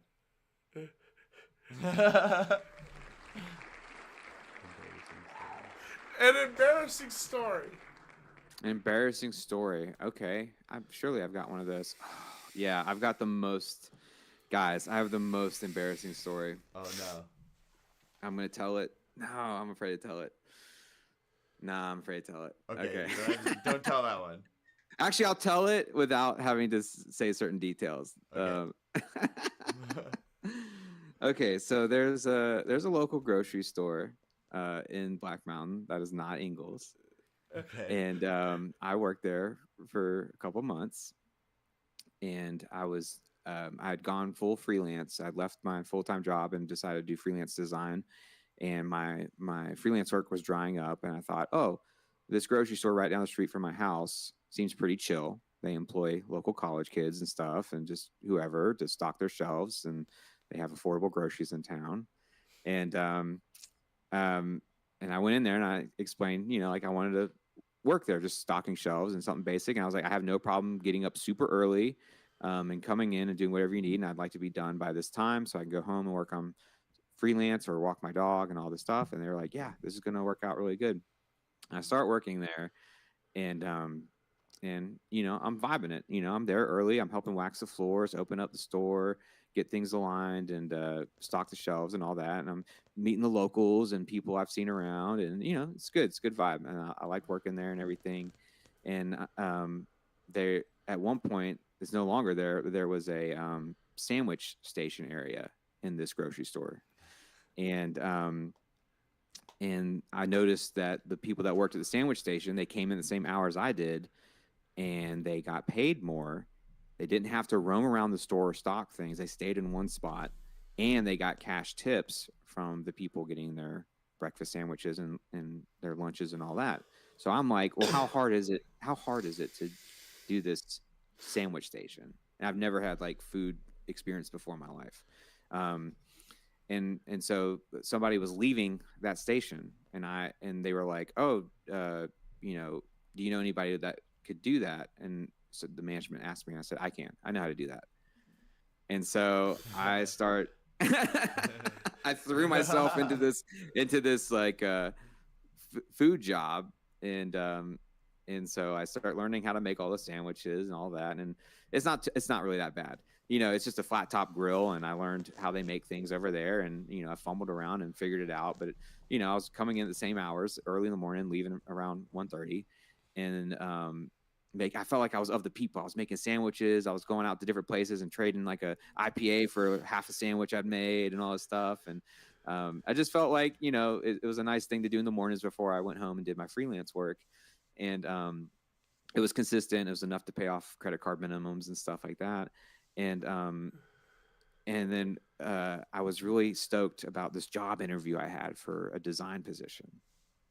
And I got ready for it, and I was like, this is it. This is going to be my big break as a designer. I'm going to get this job, and I don't have to worry about juggling part-time work or whatever. Sandwich station was kind of stressful, but I could deal with it because I was still motivated to get, this is what I'm doubling down on this, but I'm going to be something after this. And so I finally got the opportunity to do the interview for this job and everything. And after a while, I was like happy to go back to sandwich station. I was like, yes, I got the job. I can't wait to start working there. It's going to be great. I never heard back from this job. I ran into somebody associated with the job, and they told me that I did not get, they hired somebody else. This job that I really wanted, I didn't get. And that, like, it was like a dark comedy or something like that, or just when Jim Carrey goes dark or something. Yeah. And like, so I went back, I felt, I don't know, it really bugged me. I just felt so down. And like, I went back into the job, and this one lady came up, and she was so mean about the way she wanted her sandwich made. It was one of those things where I'm making the sandwich and you tell me what you want and I make it and then I give it to you. But this lady was like over my shoulder about how to make this sandwich. The best kind of person. And keep in mind, I never did this kind of stuff before. I'm a self-taught cook at home, and so here's where I'm a complete idiot, and this is what's embarrassing, is this lady was like, I want a breakfast egg sandwich. And I was like, sure. And what we did with the breakfast egg sandwiches, we just already mixed up all the eggs and everything in a big pitcher, and we just poured the pitcher out, and it made the egg omelet or whatever. And she goes, I want it to be a fried egg. And so for most people, that's normal. Like, they know what I did not know this terminology. So when someone says, I want fried chicken, I think, oh, you get some oil and batter and you fry chicken. Yes. And I was like, ma'am, like, I looked at her, and this is what's embarrassing, is I'm an idiot. And I was like, you want a fried egg? And she's like, yeah, fried egg. And I was like, well, I have egg here in my pitcher that I can just pour out. And then she was like, no, I want you to, and she's already mean. I want you to crack the egg and put it on the thing. And I was like, ma'am, like we have the egg already broken up in here, and and I've already whisked it and everything, so it's ready to go. And she's like, no, I don't want scrambled. I want a fried egg. And keep in mind, I'm feeling the burden, the weight of not getting this job opportunity that is very not related to grocery store deli stuff at all. And so I'm just feeling like that scene in a movie where the character just can't take it anymore. Yeah. And so I was like, fine, lady. And so I take an egg and I crack it and I start frying the egg. And then she had the audacity to say, I want you to break up the yolk. And I was like, I turned to her and I said, so you want it scrambled? And she goes, I want you. She's almost like leaning over the counter, and she's like, I want you to break up y'all break it up. And so I had my spatula, and I was like, I was like, so you want it? And I took the spatula and just fucking smashed it all over the place, and said, you want your egg scrambled? And I just had a horrible. Yes. It was very embarrassing. I can't believe I'm telling this story, and I'm not proud of it, but the question is an embarrassing story, and this is my embarrassing story. No, it's perfect, man. It's like from a movie. And so I'm flinging this stuff there, and keep in mind my coworkers are there with me, and this whole time I've been how I am now, like I do things, I have fun, you know, I'm goofy or whatever, and so like they're looking at me mortified, like who did we hire? Who is this man? What is going on? Eggs are flying all over this mom and pop grocery store with a deli area. Oh my god! And so I threw the spatula off, took my apron off, and threw it out. And I was like, you know what? And I just shouted out, I'm done. I quit. I'm over it. And like, I walked down. I was like, I'm not going to have some lady, you know, chewing me out about how she wants her damn sandwich made. Yeah. And there's like, there's families with their kids in the store. And I use more aggressive language than what I just said. And like, they're like covering their kids' ears and stuff. And I storm out the front, and they're like, Joey, you know, because everybody's concerned. Like, this is very out of character for me. I just had a lot outside of this job going on. Sure, yeah. And that weighed on my spirit. And this lady was kind of the straw that broke the camel's back in that moment. And the owner's son is sitting outside on break playing a game on his phone. And I got along with him pretty well. And I'm busting out to my car, like just walking to my car. And then he was like, hey, Joey, what's going on? I goes, I quit. And he was like, oh, for real? And he thought I was like joking or something. And then and I kept walking. He's like, oh, you're for real? And like I got in my car, I drove back home, and I got to my couch, and my dog was there. And this is past the point of embarrassing, but this is just a different level. And I sobbed. I just felt like I just failed. I completely, this is all before where I am now, like Mythic Merch and all that, but in working for Jay and all that, it was like rock bottom in sort of a way. Like I had really wanted this creative graphic design job that I was like really had in my head that like that was the way. And so, yeah, I just like, I can't even work at a grocery store. Like that's how embarrassed I felt. Like I can't, what is wrong with me? I feel like I'm capable of doing stuff, and I can't even like make sandwiches for people now. Like I definitely backed myself into a corner, but I feel like from that embarrassing moment, it kind of gave me a chance to like reset a lot of stuff. Hell yeah, for sure. So from embarrassing to funny to motivational, I guess. But from then on, like that was like, I know some people have worse rock bottoms and things like that, but that was like my rock bottom in a certain time in my life where I was like, you know what, like it's time to like rebuild like what I'm about or what I do or whatever. So. Heck yeah, man. That's my most embarrassing story. That's really but crazy story. I've told that to my friends, and I'm sure if you like, I'm sure some select people around town be like, oh yeah, I know that guy or whatever. But what was funny is that grocery store. So I was mortified because we shopped there. It's the cheapest place to shop in town. Oh yeah. And if you know what I'm talking about, which one I'm talking about. And and so like I told Jamie what happened, everything. She's like, that's horrible. And also it was like, well, now only I can go into the grocery store when we eat groceries. So I would go there and sit in the car parked far away, and Yeah. Jamie would walk up and get the groceries and come back out. And then the pandemic happened like a month later. Yeah.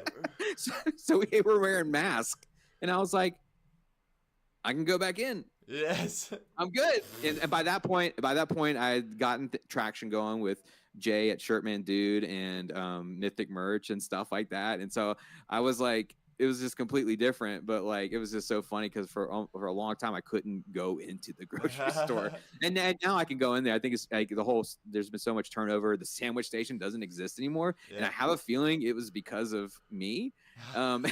Because I feel like I wasn't the first person to do that. That's what I'm thinking. And there's almost like the Shining effect, like Jack Torrance style, like an innocent guy just goes over and starts working at the sandwich station, and then it's just like puts an axe to the client's head. All sandwiches and no play makes Joey a dull boy, just like going. But yeah, that's my embarrassing story. But without it, I tell that story to like my really close friends, so I can't believe I just told it to the freaking.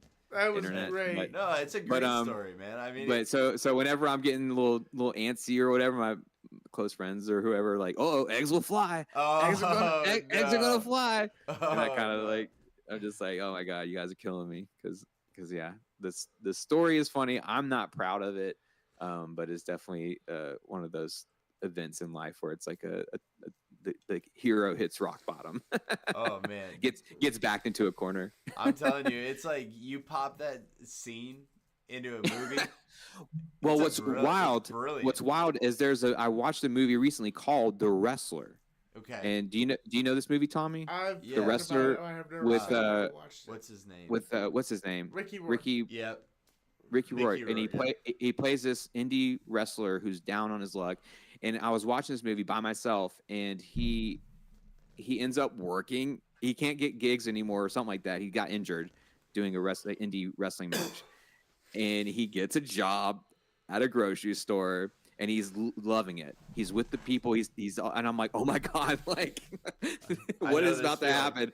And then in the movie, you want to make some eggs? Well, it's almost like that. He's filling up like tuna salad for this lady. And she goes, I want more. And he fills up more, and he puts it on the thing to show the ounces or whatever. And she goes, a little less. And he takes out, and he starts getting really something. He also had an opportunity that fell through. Like he was ready to get back in the ring or something like that. Yeah. And I was like, oh my God, like I've never seen this movie. And this is literally like pretty much what happened to me. And this lady was like, she's like, no, I need more. And he fills it up too much. Yes. And then she goes, I want less. And then he just like scoops it out with his two fingers and like eats it and like throws it and then like tosses it out or throws it. I think I can't remember what he does, but he storms off and like I was blown away. I was like, oh my god, I'm definitely in a simulation. Like why is the simulation showing me this? Yes, chat says now you and I are close friends, Joe. Yes, we are all Jason. We are close friends for sure. You know my eggs flying story. That'll be known. That'll probably be the thing that people know about me more than my music or merch stuff now is my eggs flying story. That has to be a theme for some Ghost Stalker stuff. Yeah, it's probably made its way into something, but yeah. Yeah. Totally. I mean, Ghost Stalker, when I'm composing the heavier stuff, I'm definitely imagining eggs flying for sure. Like, oh yeah, this is music to fly eggs to. Yes.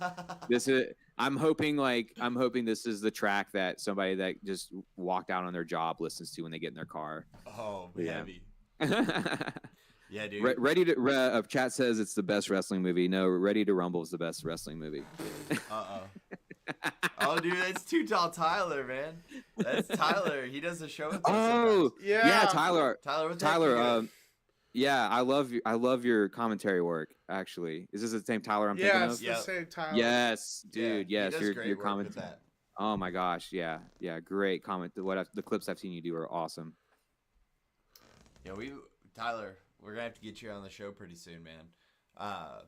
Yeah, dude. I think what he does is cool, and he pretty much blew up from TikTok. Yeah, he blew up from TikTok. I inspired him, of course. To join the so humble. Yeah, right. I brought him into. He had been doing TikTok for a while, but I really was one that gave him the humdinger, humdinger of an inspiration, Yeah. it's interesting to think that I'm like the Invisible Man. That I have my hand right here. You know, never mind. Sorry. I need to get sample Tyler on Ghost Stalker song, because the stuff I'm working on now is heavily like the reason why the tone shifted. Like my first album was synthwave, the second album was like trap with electric guitar, but then I got indoctrinated into pro wrestling, and then like my most recent album and my new singles, it's all like intended to be like Wardlow's new walk-in entrance or something. It's all posted. Yeah. Like I'm definitely trying to like get a placement with, and I'm so glad you used deadlifts for the wrestling promotion video, because like I'm like, yes, this is what I'm trying to do. So like I need to sample Tyler on something. Dude, that'd be cool. Yes, it would be sick. He's the one. Him and Tommy did the like called the fights when we did the Mm-hmm. TCW videos. I always thought having them do fights is a great idea, because they're both hilarious, and together it's just so funny, because Tommy always despises the heels. Yes. And Tyler knows exactly. He'll go for the heels no matter what, just to get under Tommy's skin, and it is very entertaining to witness.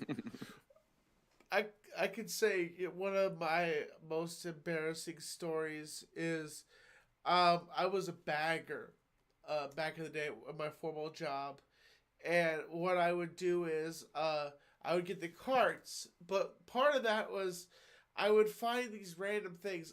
I would find a prosthetic leg, I'd find gears to a clock, and I was getting carts, and people knew I worked there, so like people like would mess with me and do stuff and like gun their engines at me when I was out in the parking lot, or take a buggy and then shove it at the top part of the corral, and I would just go to my managers. I'd be like, "Hey, listen, these people are harassing me," and then there would be no one out there for them to say. They were like, "Tommy, just get back to work," you know. Or sometimes I would just sleep in, and I didn't realize what I was doing, and I slipped one day and just went wham right on top of the bone up my back. It was like Triple H took a sledgehammer to my back. I had to crawl back to my chair, and Hamza came in and he's like, "Are you okay, Tommy?" And I'm like, "I think, but can you go to McDonald's and get me a chicken griddle?" And he's like, "Sure, Tommy. Yeah, I could." You know, you're supposed to meet me at McDonald's at 8 o'clock, but you're going to ask me to go to the store to get you this? Like really? And I'm like, "I can't move, Hamza." Tommy, I would have made you an egg sandwich gladly. Full of love and hate. Love and hate. You have to have the Lowry's seasoned salt on hand. Yes, the Lowry's. I lost my Lowry's recently. I don't know where it is. It's missing in action. What I do is I put Lowry's seasoning salt in my pocket every time I go to a restaurant, like an egg restaurant or like Denny's or something like that. I have the Lowry's on me, and I just put a little seasoning on there because I like the taste of Lowry's seasoning salt in my eggs. Yep. That's one of my embarrassing stories right there. Fair. Or, you know, crazy stories. Like, but just hanging out with this guy is a trip enough. Like, it's embarrassing? No, it's a great time. It's like, it's a trip. You always take me on a trip somewhere. You always do something funny with me, and we always create awesomeness. Like, we're like Laurel and Hardy of our industry. Like, we kind of bounce off each other, and we kind of just vibe. Yes. It looks like I just fist pumped nothing. Yes, like I say, I'm the Invisible Man. Oh, jeez. So let's do one more wheel spin, and then we'll kind of cap it off. We also have to do one impression, one question. Oh, that's... I've been... We used to do that on Tommy Talk so much. Oh, my God. All right, so it's one question, one impression. You ask him one question, and then tell him to do one impression after he gives you an answer to your question. Lay it on. All right. Tommy, what would be your dream project to work on or be a part of? a dream project would maybe just be like making a film or something like that. Getting a bunch of my friends together to make one crazy project that would just pop out there in the community, and everyone would want to be a part of it. Just or maybe working on a Hollywood set, doing something, or getting to work with another great creator or entertainer, or just doing something that would be on national syndication TV, walking out and like it's me and Justin at the far point, both of us shining bright as we can. Thanks, and bud. like like I said, we're writers, so like we're writing some stuff right now that since we've met, we've been putting it piece to piece together. And some people say, well, where is it? Where is it? You guys are not really doing anything. I say, writing takes time and effort. You have to put a lot of stuff into that work that you are creating. Yes. Yeah. Follow-up question. Can I score that movie? Yes. Sure. Yeah. You'd be welcome to score 100%. Every character has what was I saying earlier? Has an Arc. arc, a thing that he's faced with the challenge of should he do this, and if he leaves this all behind, is it worth it all? Is it worth the spinach? But the moments he had with this person was more greater and fun than he ever had once in his life, because he had everything spoon-fed into him. And so now he's at this arc of like, he can prove himself innocent, but at the same time, he's just fought with this issue of with what he didn't have, and that he has now with the people he knows through the connections of a sparkle in the wind, something like that. Totally. There's a lot on his shoulders, but he just finds himself that he wants to So he can score it. score it. Yeah, he can score it. Tommy's gonna be. You guys are gonna be like, and there's this scene where he's making this egg sandwich for this lady. And I'll be like, hold up. Don't worry, if it gets to that point. Actually, I would kind of love. You're giving me an idea. Yeah, I would love to score that. Actually, like a scene about that story. Dude, some A24 stuff, like a lot of clicks and.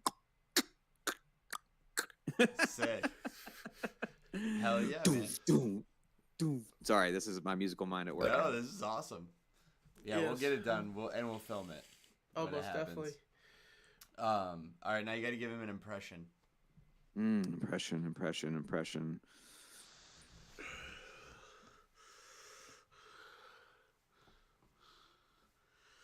Patrick Stewart.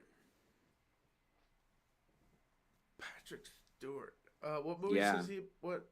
He's mainly from Star Trek Next Generation. Got to get to No. Oh. Hey, lollipop. Oh man, got he. He's also Professor X.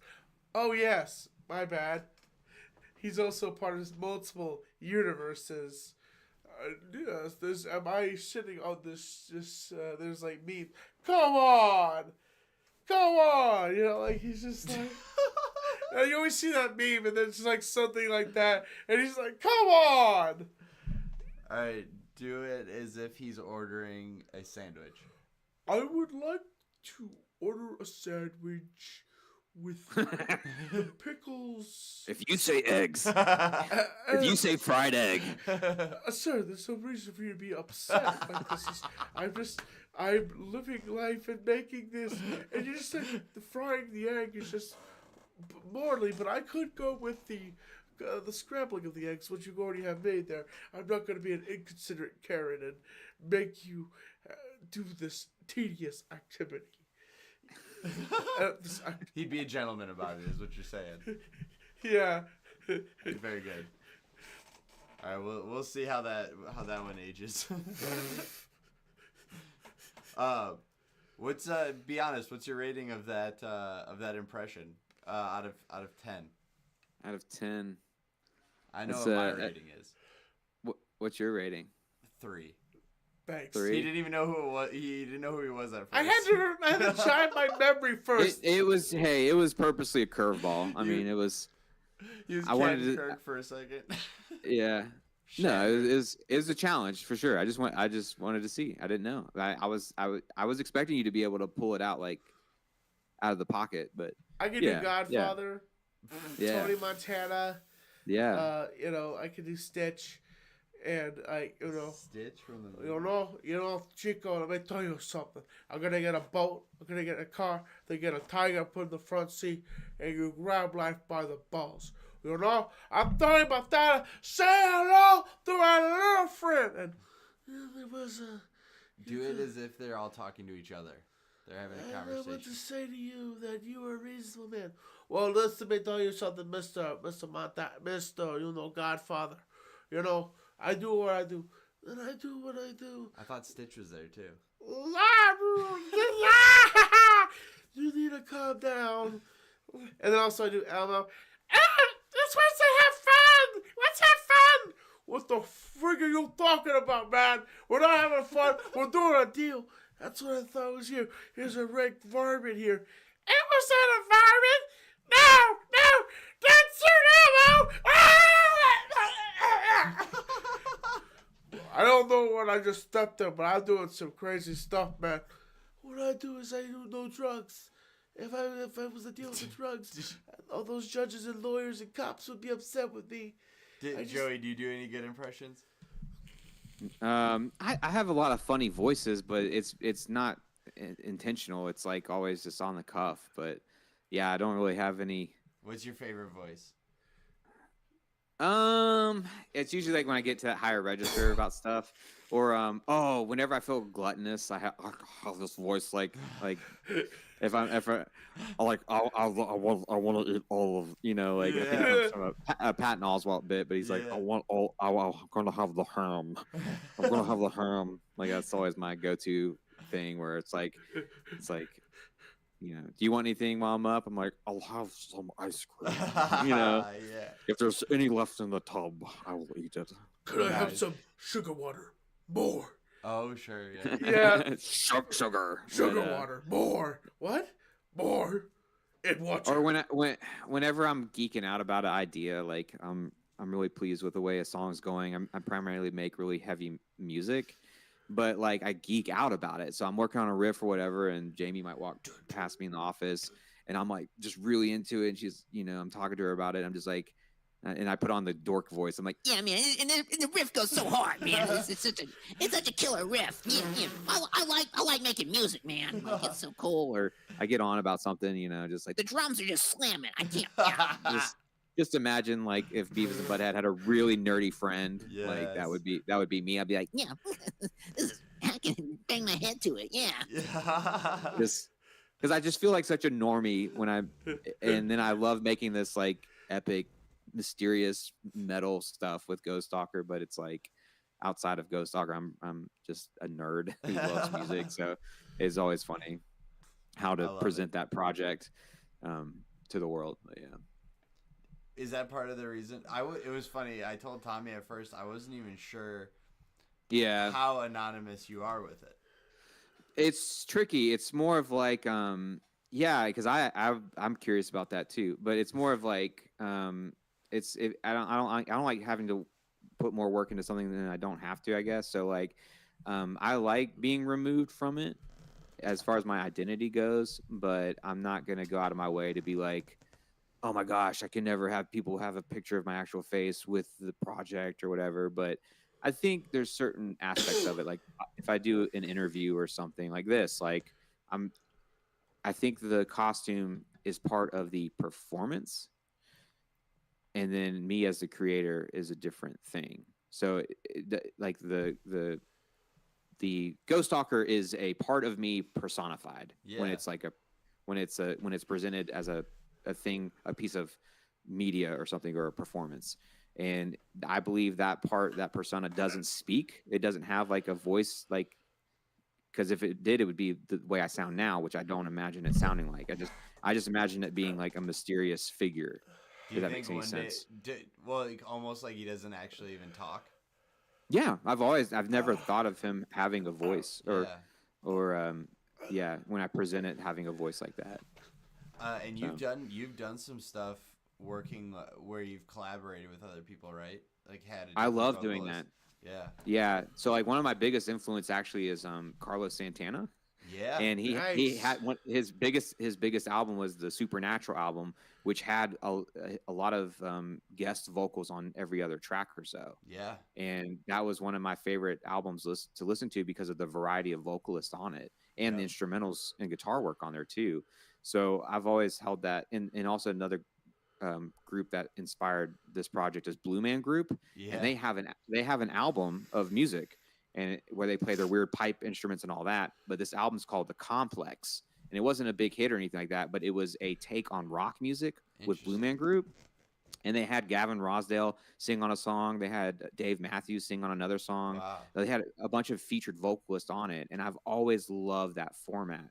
So with Ghost Stalker, it is designed in a way to resemble that format that I love so much. So it's designed in a way where it could be instrumentals or things that feature different vocalists on it, because I love that. I just love that variety, because I know with bands sometimes the vocalist makes or break it. Yeah. And I would hate to have that imprint on something where, you know, music is interpreted, instrumental music is interpreted many different ways. Yeah. And for many different eras and everything like that, but vocals really solidify a character of it. So I love the flexibility of having different vocalists on these tracks. Yeah, I think it's super cool. It's a lot of fun. I would like to be able to do vocals myself one day, but I don't know how to merge that just yet. It would be cool because sometimes I do have lyrical ideas or vocal ideas, but I have no idea what that looks like or would work, or, you know, how I see it in my head, other than just trying it out, I guess. But can I make a suggestion? Sure.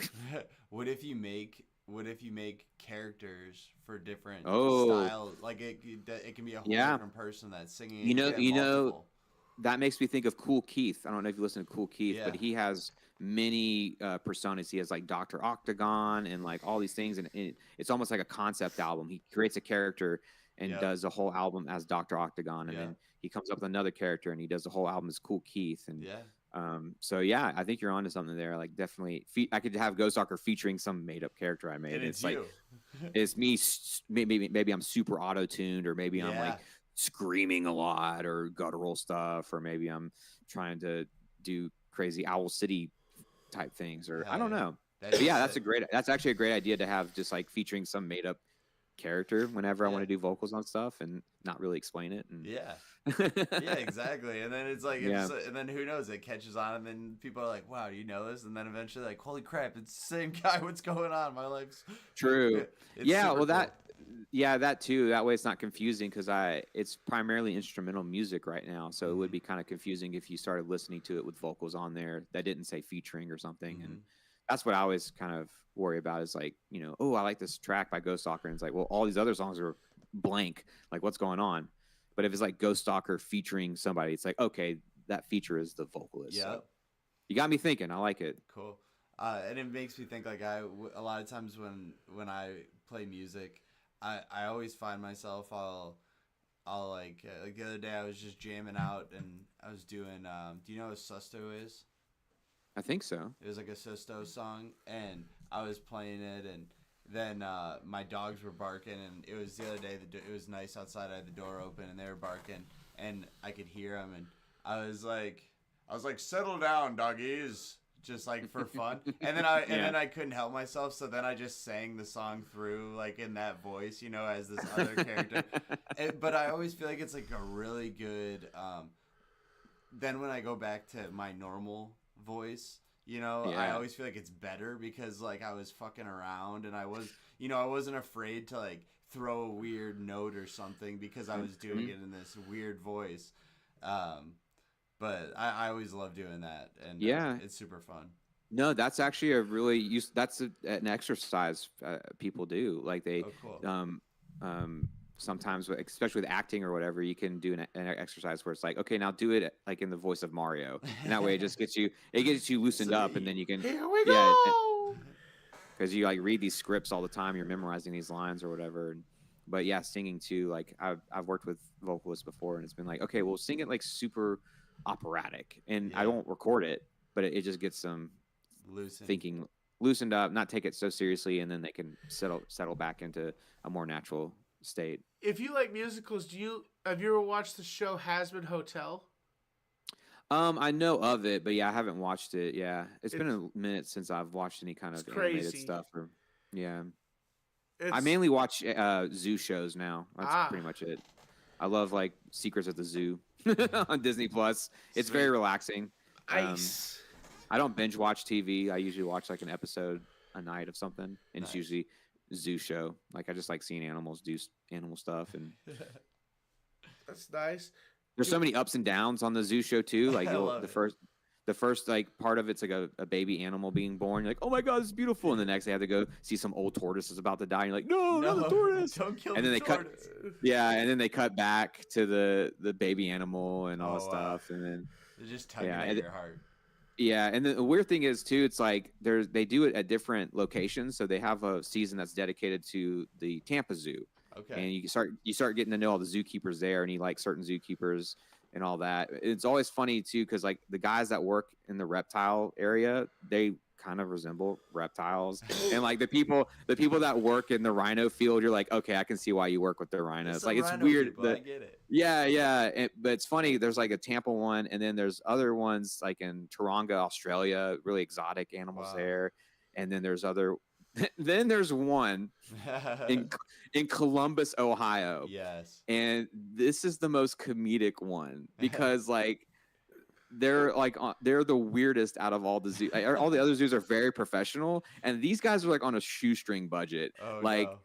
they always have to like anesthetize the animals when they have to do surgery, and so that usually requires them darting, and so they're like the vet's always like, this is always the hardest part of the job, and they're like yeah, nailed it, yep, always the hardest part, like, and they just like sling these animals around, and Columbus is like always the hardest one to watch because you're just like, they're just Ugh. making it up. Like it's definitely the bottom tier of all the zoos, Yeah. in my opinion. Yeah. What I have observed, in compared to how the other zoos, like the Australia one and the Tampa one, operate. Yeah. But yeah, that's the media I consume, is just animal shows, because it's not stressful. We tried watching The Bear, and I was like, nah, like we got I watched it and it was like, okay, he's trying to make this place like a burger joint. Yes, chef. No, chef. Really trying to make that environment, which is a toxic environment to be in. One of those high tipping restaurants. Like, yes, chef. No, chef. Ferg off, Chef Ramsay. We don't need your fancy dancy food. People know how to cook. That's what really burns me up. People that they think they know better start preaching and lecturing about what you're doing and what you have, and then it's just like, oh, yes, I know better because I'm a professional chef. Oh, you yeah. want your poached egg fried and scrambled Yeah. on this? No, but yeah, like The Bear, I think I get why people like it. I guess because they can binge watch it and ride that wave. But for me, I don't binge stuff. So like, what makes me want to like return? I watch one episode a night of something. So like, why would I want to return to that? It's stressful. I just had a stressful day. I'm not gonna watch that. I'm gonna watch animals. That's The what last- I No always way. tell him too. Is like, whenever he's like, "Do you watch this?" and it's always some serious ass show, and I'm like, "No, dude." He's like, "Why?" And I was like, "Because like my life's already intense enough." Like, Yeah, I I'm don't- like, good. Yeah, I don't need to go and like suffer someone else's pain for the next hour. Like, damn. Because it does. I mean, you can try. Like you even said about like the Columbus Zoo one, like. Watching them is probably like, that's probably why you like it the least. It's like the most stressful one. You're watching these people, you're like, damn, dude, figure it out, get some more money, like get a rich donor to get somebody so that your animals aren't having to get tranked every time. Oh, jeez. That's wild. Most definitely. Spin that wheel one more time. Oh, we're going back to the wheel? Yeah. Okay, all right, we're going to the wheel. All right. Okay. Spin the wheel.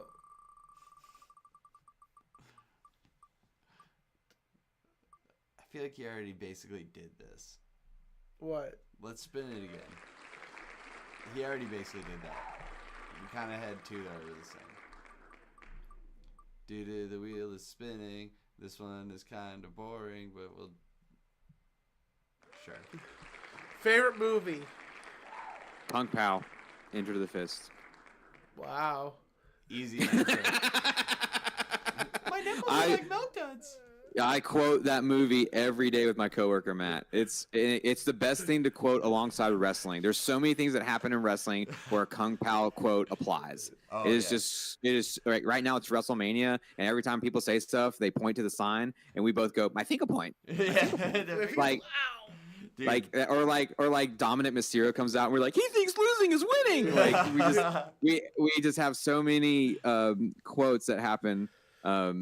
That maybe somebody makes a face, and then we're like, and then he killed the dog. And like, Drew McIntyre's like lifting somebody up or whatever. We're just like, yeah, we have a Kung Pao bit for almost everything that happens on wrestling. I love it. Well, my favorite part of that movie is just again with the squeaky shoes.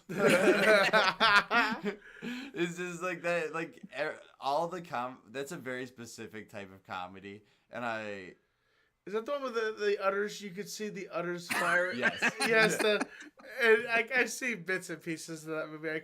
Yeah. So funny. I watched like half of it. And I shut it off. It's so unique though, because they green screened them in himself. Yeah, it was so wild because one, it came out during a time of like not streaming, so it was a DVD release when I had it, and I didn't have a lot of DVDs, and so like I just like rotted my brain on this movie because I had it on DVD and I didn't have to rewind a tape or anything, and I just watch it. My friends would come over, we would watch it, we'd laugh at it, we'd play it on, we fall asleep, and the menu would just like run all night long with all the quotes going, and like and just the way that the tone of it that he green screened himself and dubbed over it too, so like it just went with like the weird tension of the movie, like.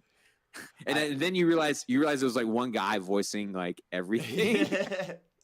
So I just felt like a kid again when I was like quoting all of Toy Story, like doing all the characters, and like this guy's just in a sound booth like running through all these different characters, and what a wild ride straight from the beginning when it's just like, oh, a baby, it just tosses it down the hill. So cute, so cute, dude. Yeah.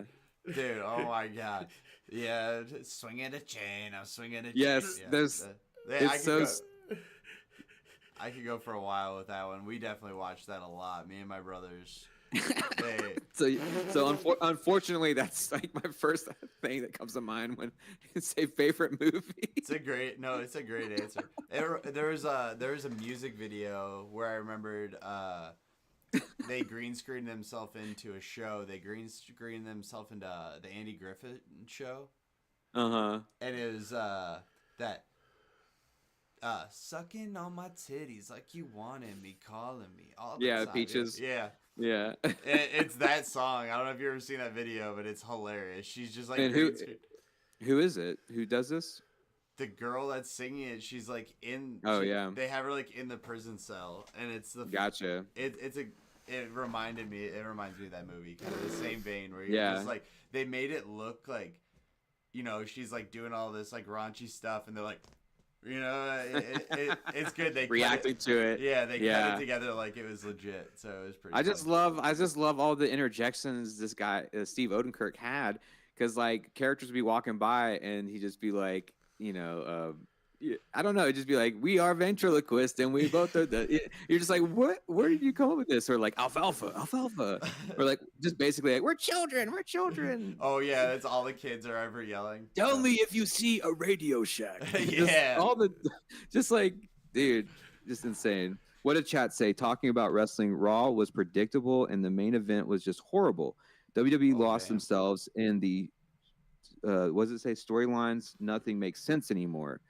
Because they try to shoehorn The Rock in because he's like the head of or on the board of TKO now. So The Rock was like, oh, let me dive in and make my daughter head of whatever NXT, and then I'll just shoehorn myself into this storyline everybody's invested in for over a year. And then, you know, AEW fans also like following Cody's story over in WWE. Sorry, I'm just no, for real. Yeah, and the craziest thing is that let's get if you guys want to, let's get into it. Yeah, I'm down. It's time for wrestling. Well, so oh shit, I don't have that one queued up. One of the craziest things is like how The Rock is dynamically pushed himself into like taking Cody's spot.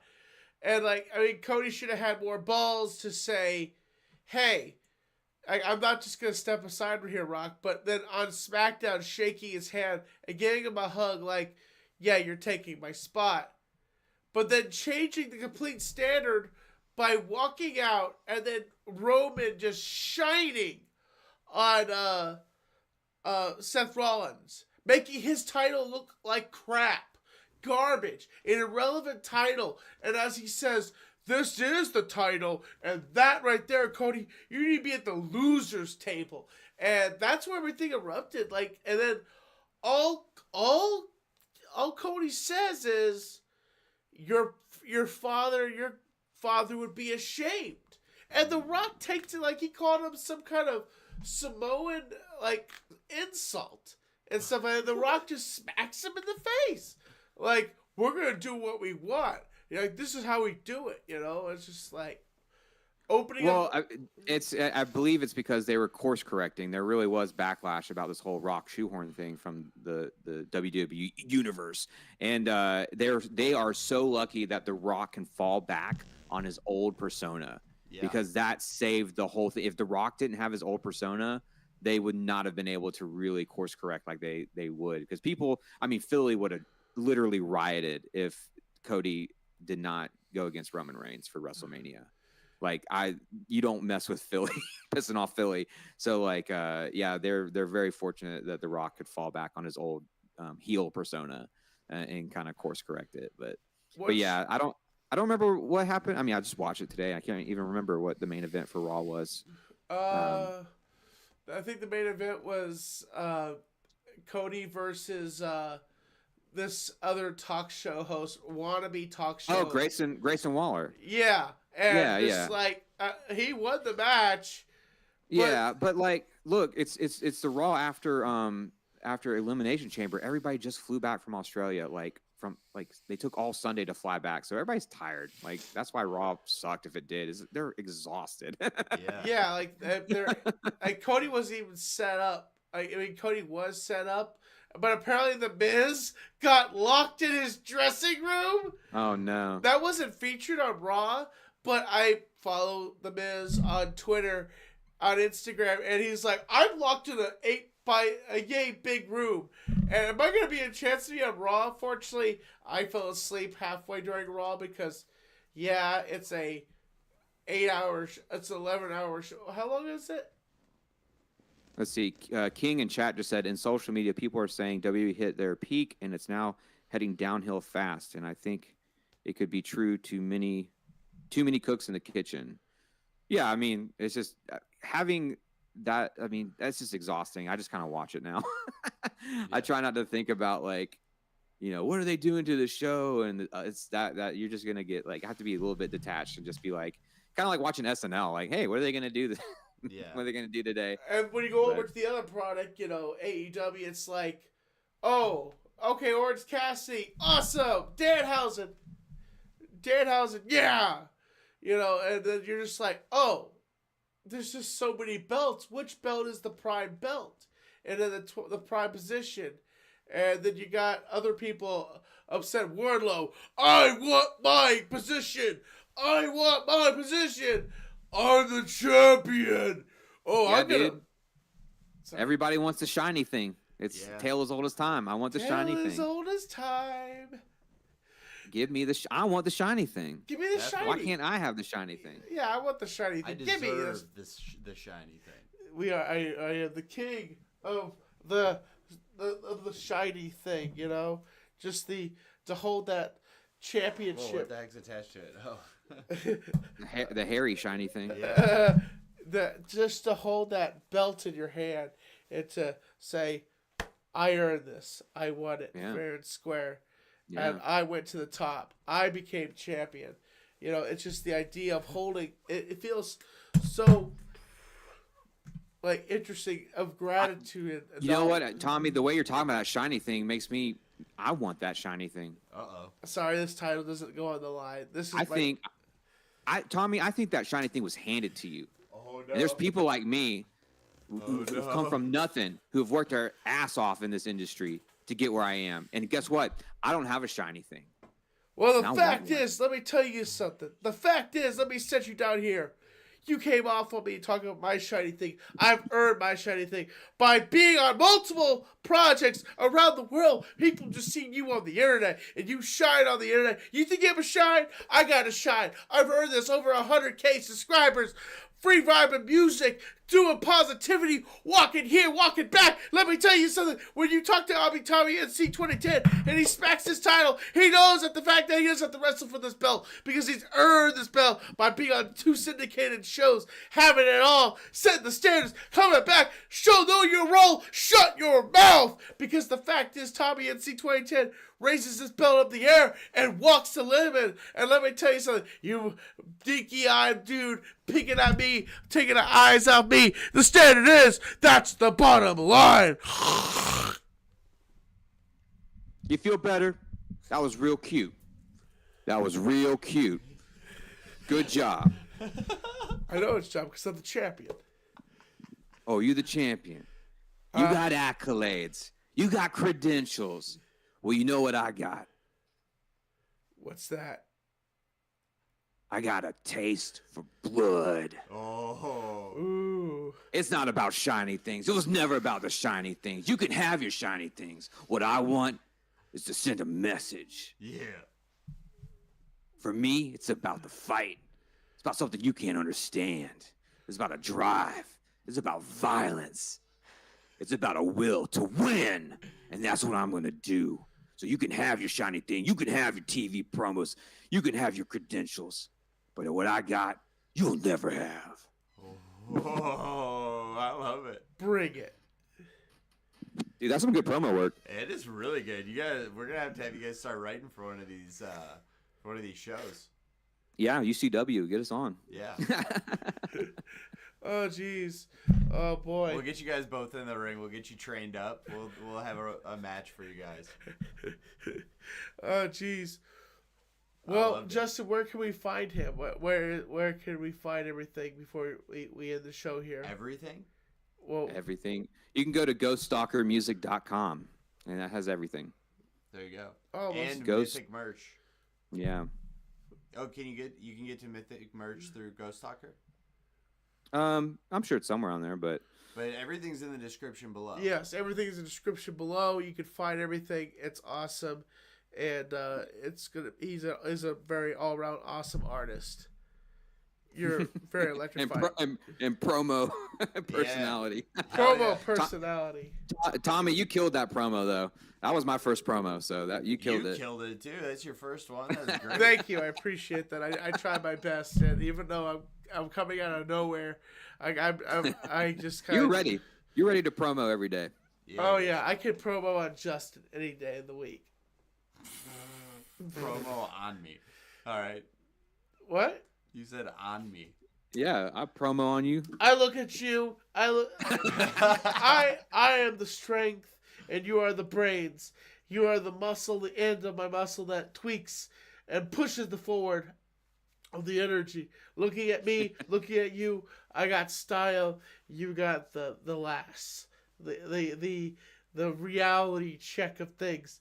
You're the bag carrier. You're the expose of the man that follows. But you know your place, and you know your line, because I am the great one, Tommy NC 2010.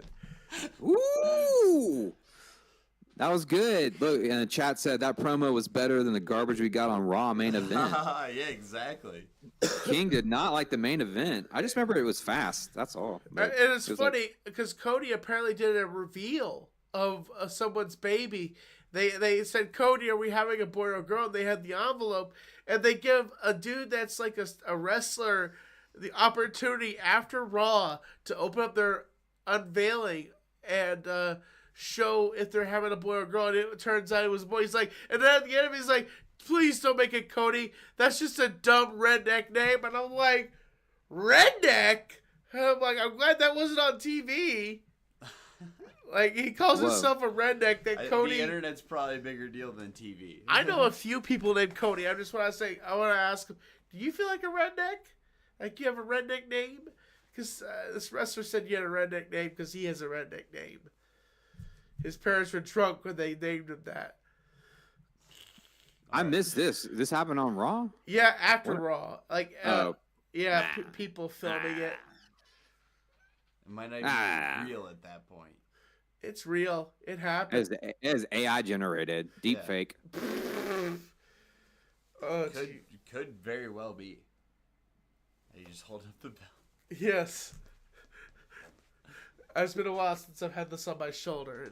It's very Feels good. warming. Big Gold, one of the most prestigious titles in the WWF, which they've made irrelevant now because of this whole Roman and Rock fiasco.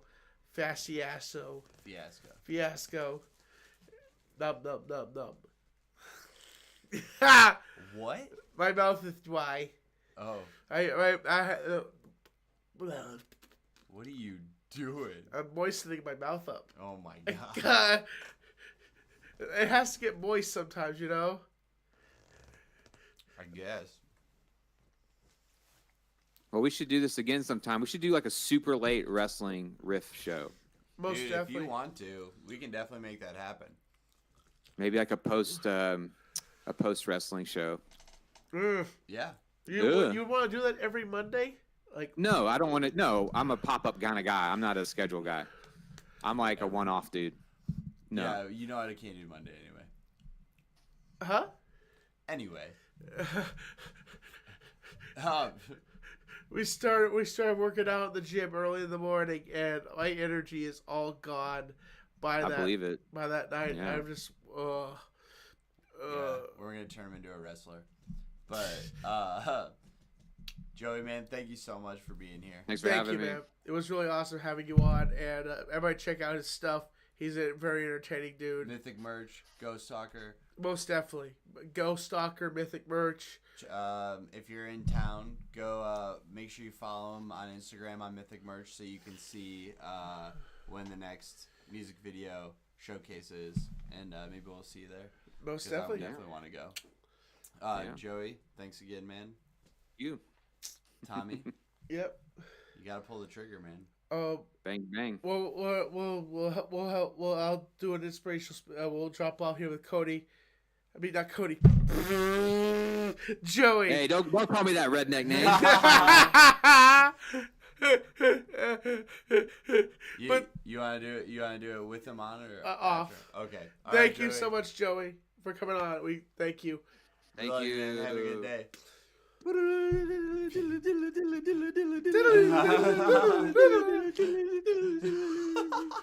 See ya. You're killing him, Justin. I can't hit the button. Wow. That was fun. That was super cool. Oh yeah, it Great was. guest. Oh yeah, very great guest. So we're ready for the inspirational speech. Oh, you're ready. Tell me what you liked about what Joey's got going on. He's a full of energy kind of guy. Like, he just has everything going 1,000 miles per hour. Agreed. And he's very creative, very entertaining. Dude, he was making us the A shirt. design for the shirt, like free hand, free form right there. And if you can, send him some of that stuff that we have already for it. Maybe he could take from that and design it into a great shirt. Okay. I You didn't know? know we already had anything. Yeah, like we have this, Oh, like our logos. our and stuff? backgrounds and Okay. stuff like that. He could take from that and then make an awesome shirt Okay. for us to have. All right. Well, here, let me get this going for. Why don't you if you want to close the show on an inspirational speech? Why don't you get started? Knowing is the distance of where you are going, the feel of the passion that you can construct yourself to go, that your field is your light of vision, and that you see on top of the turnbuckle what you could reach for, your destiny, your championship, your goal of what you want to be. Getting to the top is strong and fierce, and that you know that your belief is what you could go by. Your body, sound, mind. You know that the visions of the field are like a battlefield, clinging two sweaty men together are two sweaty women, massive titans of industry, feats of strength, massive quantage of feet and weight and standard makes you size, length. Yikes, yummy.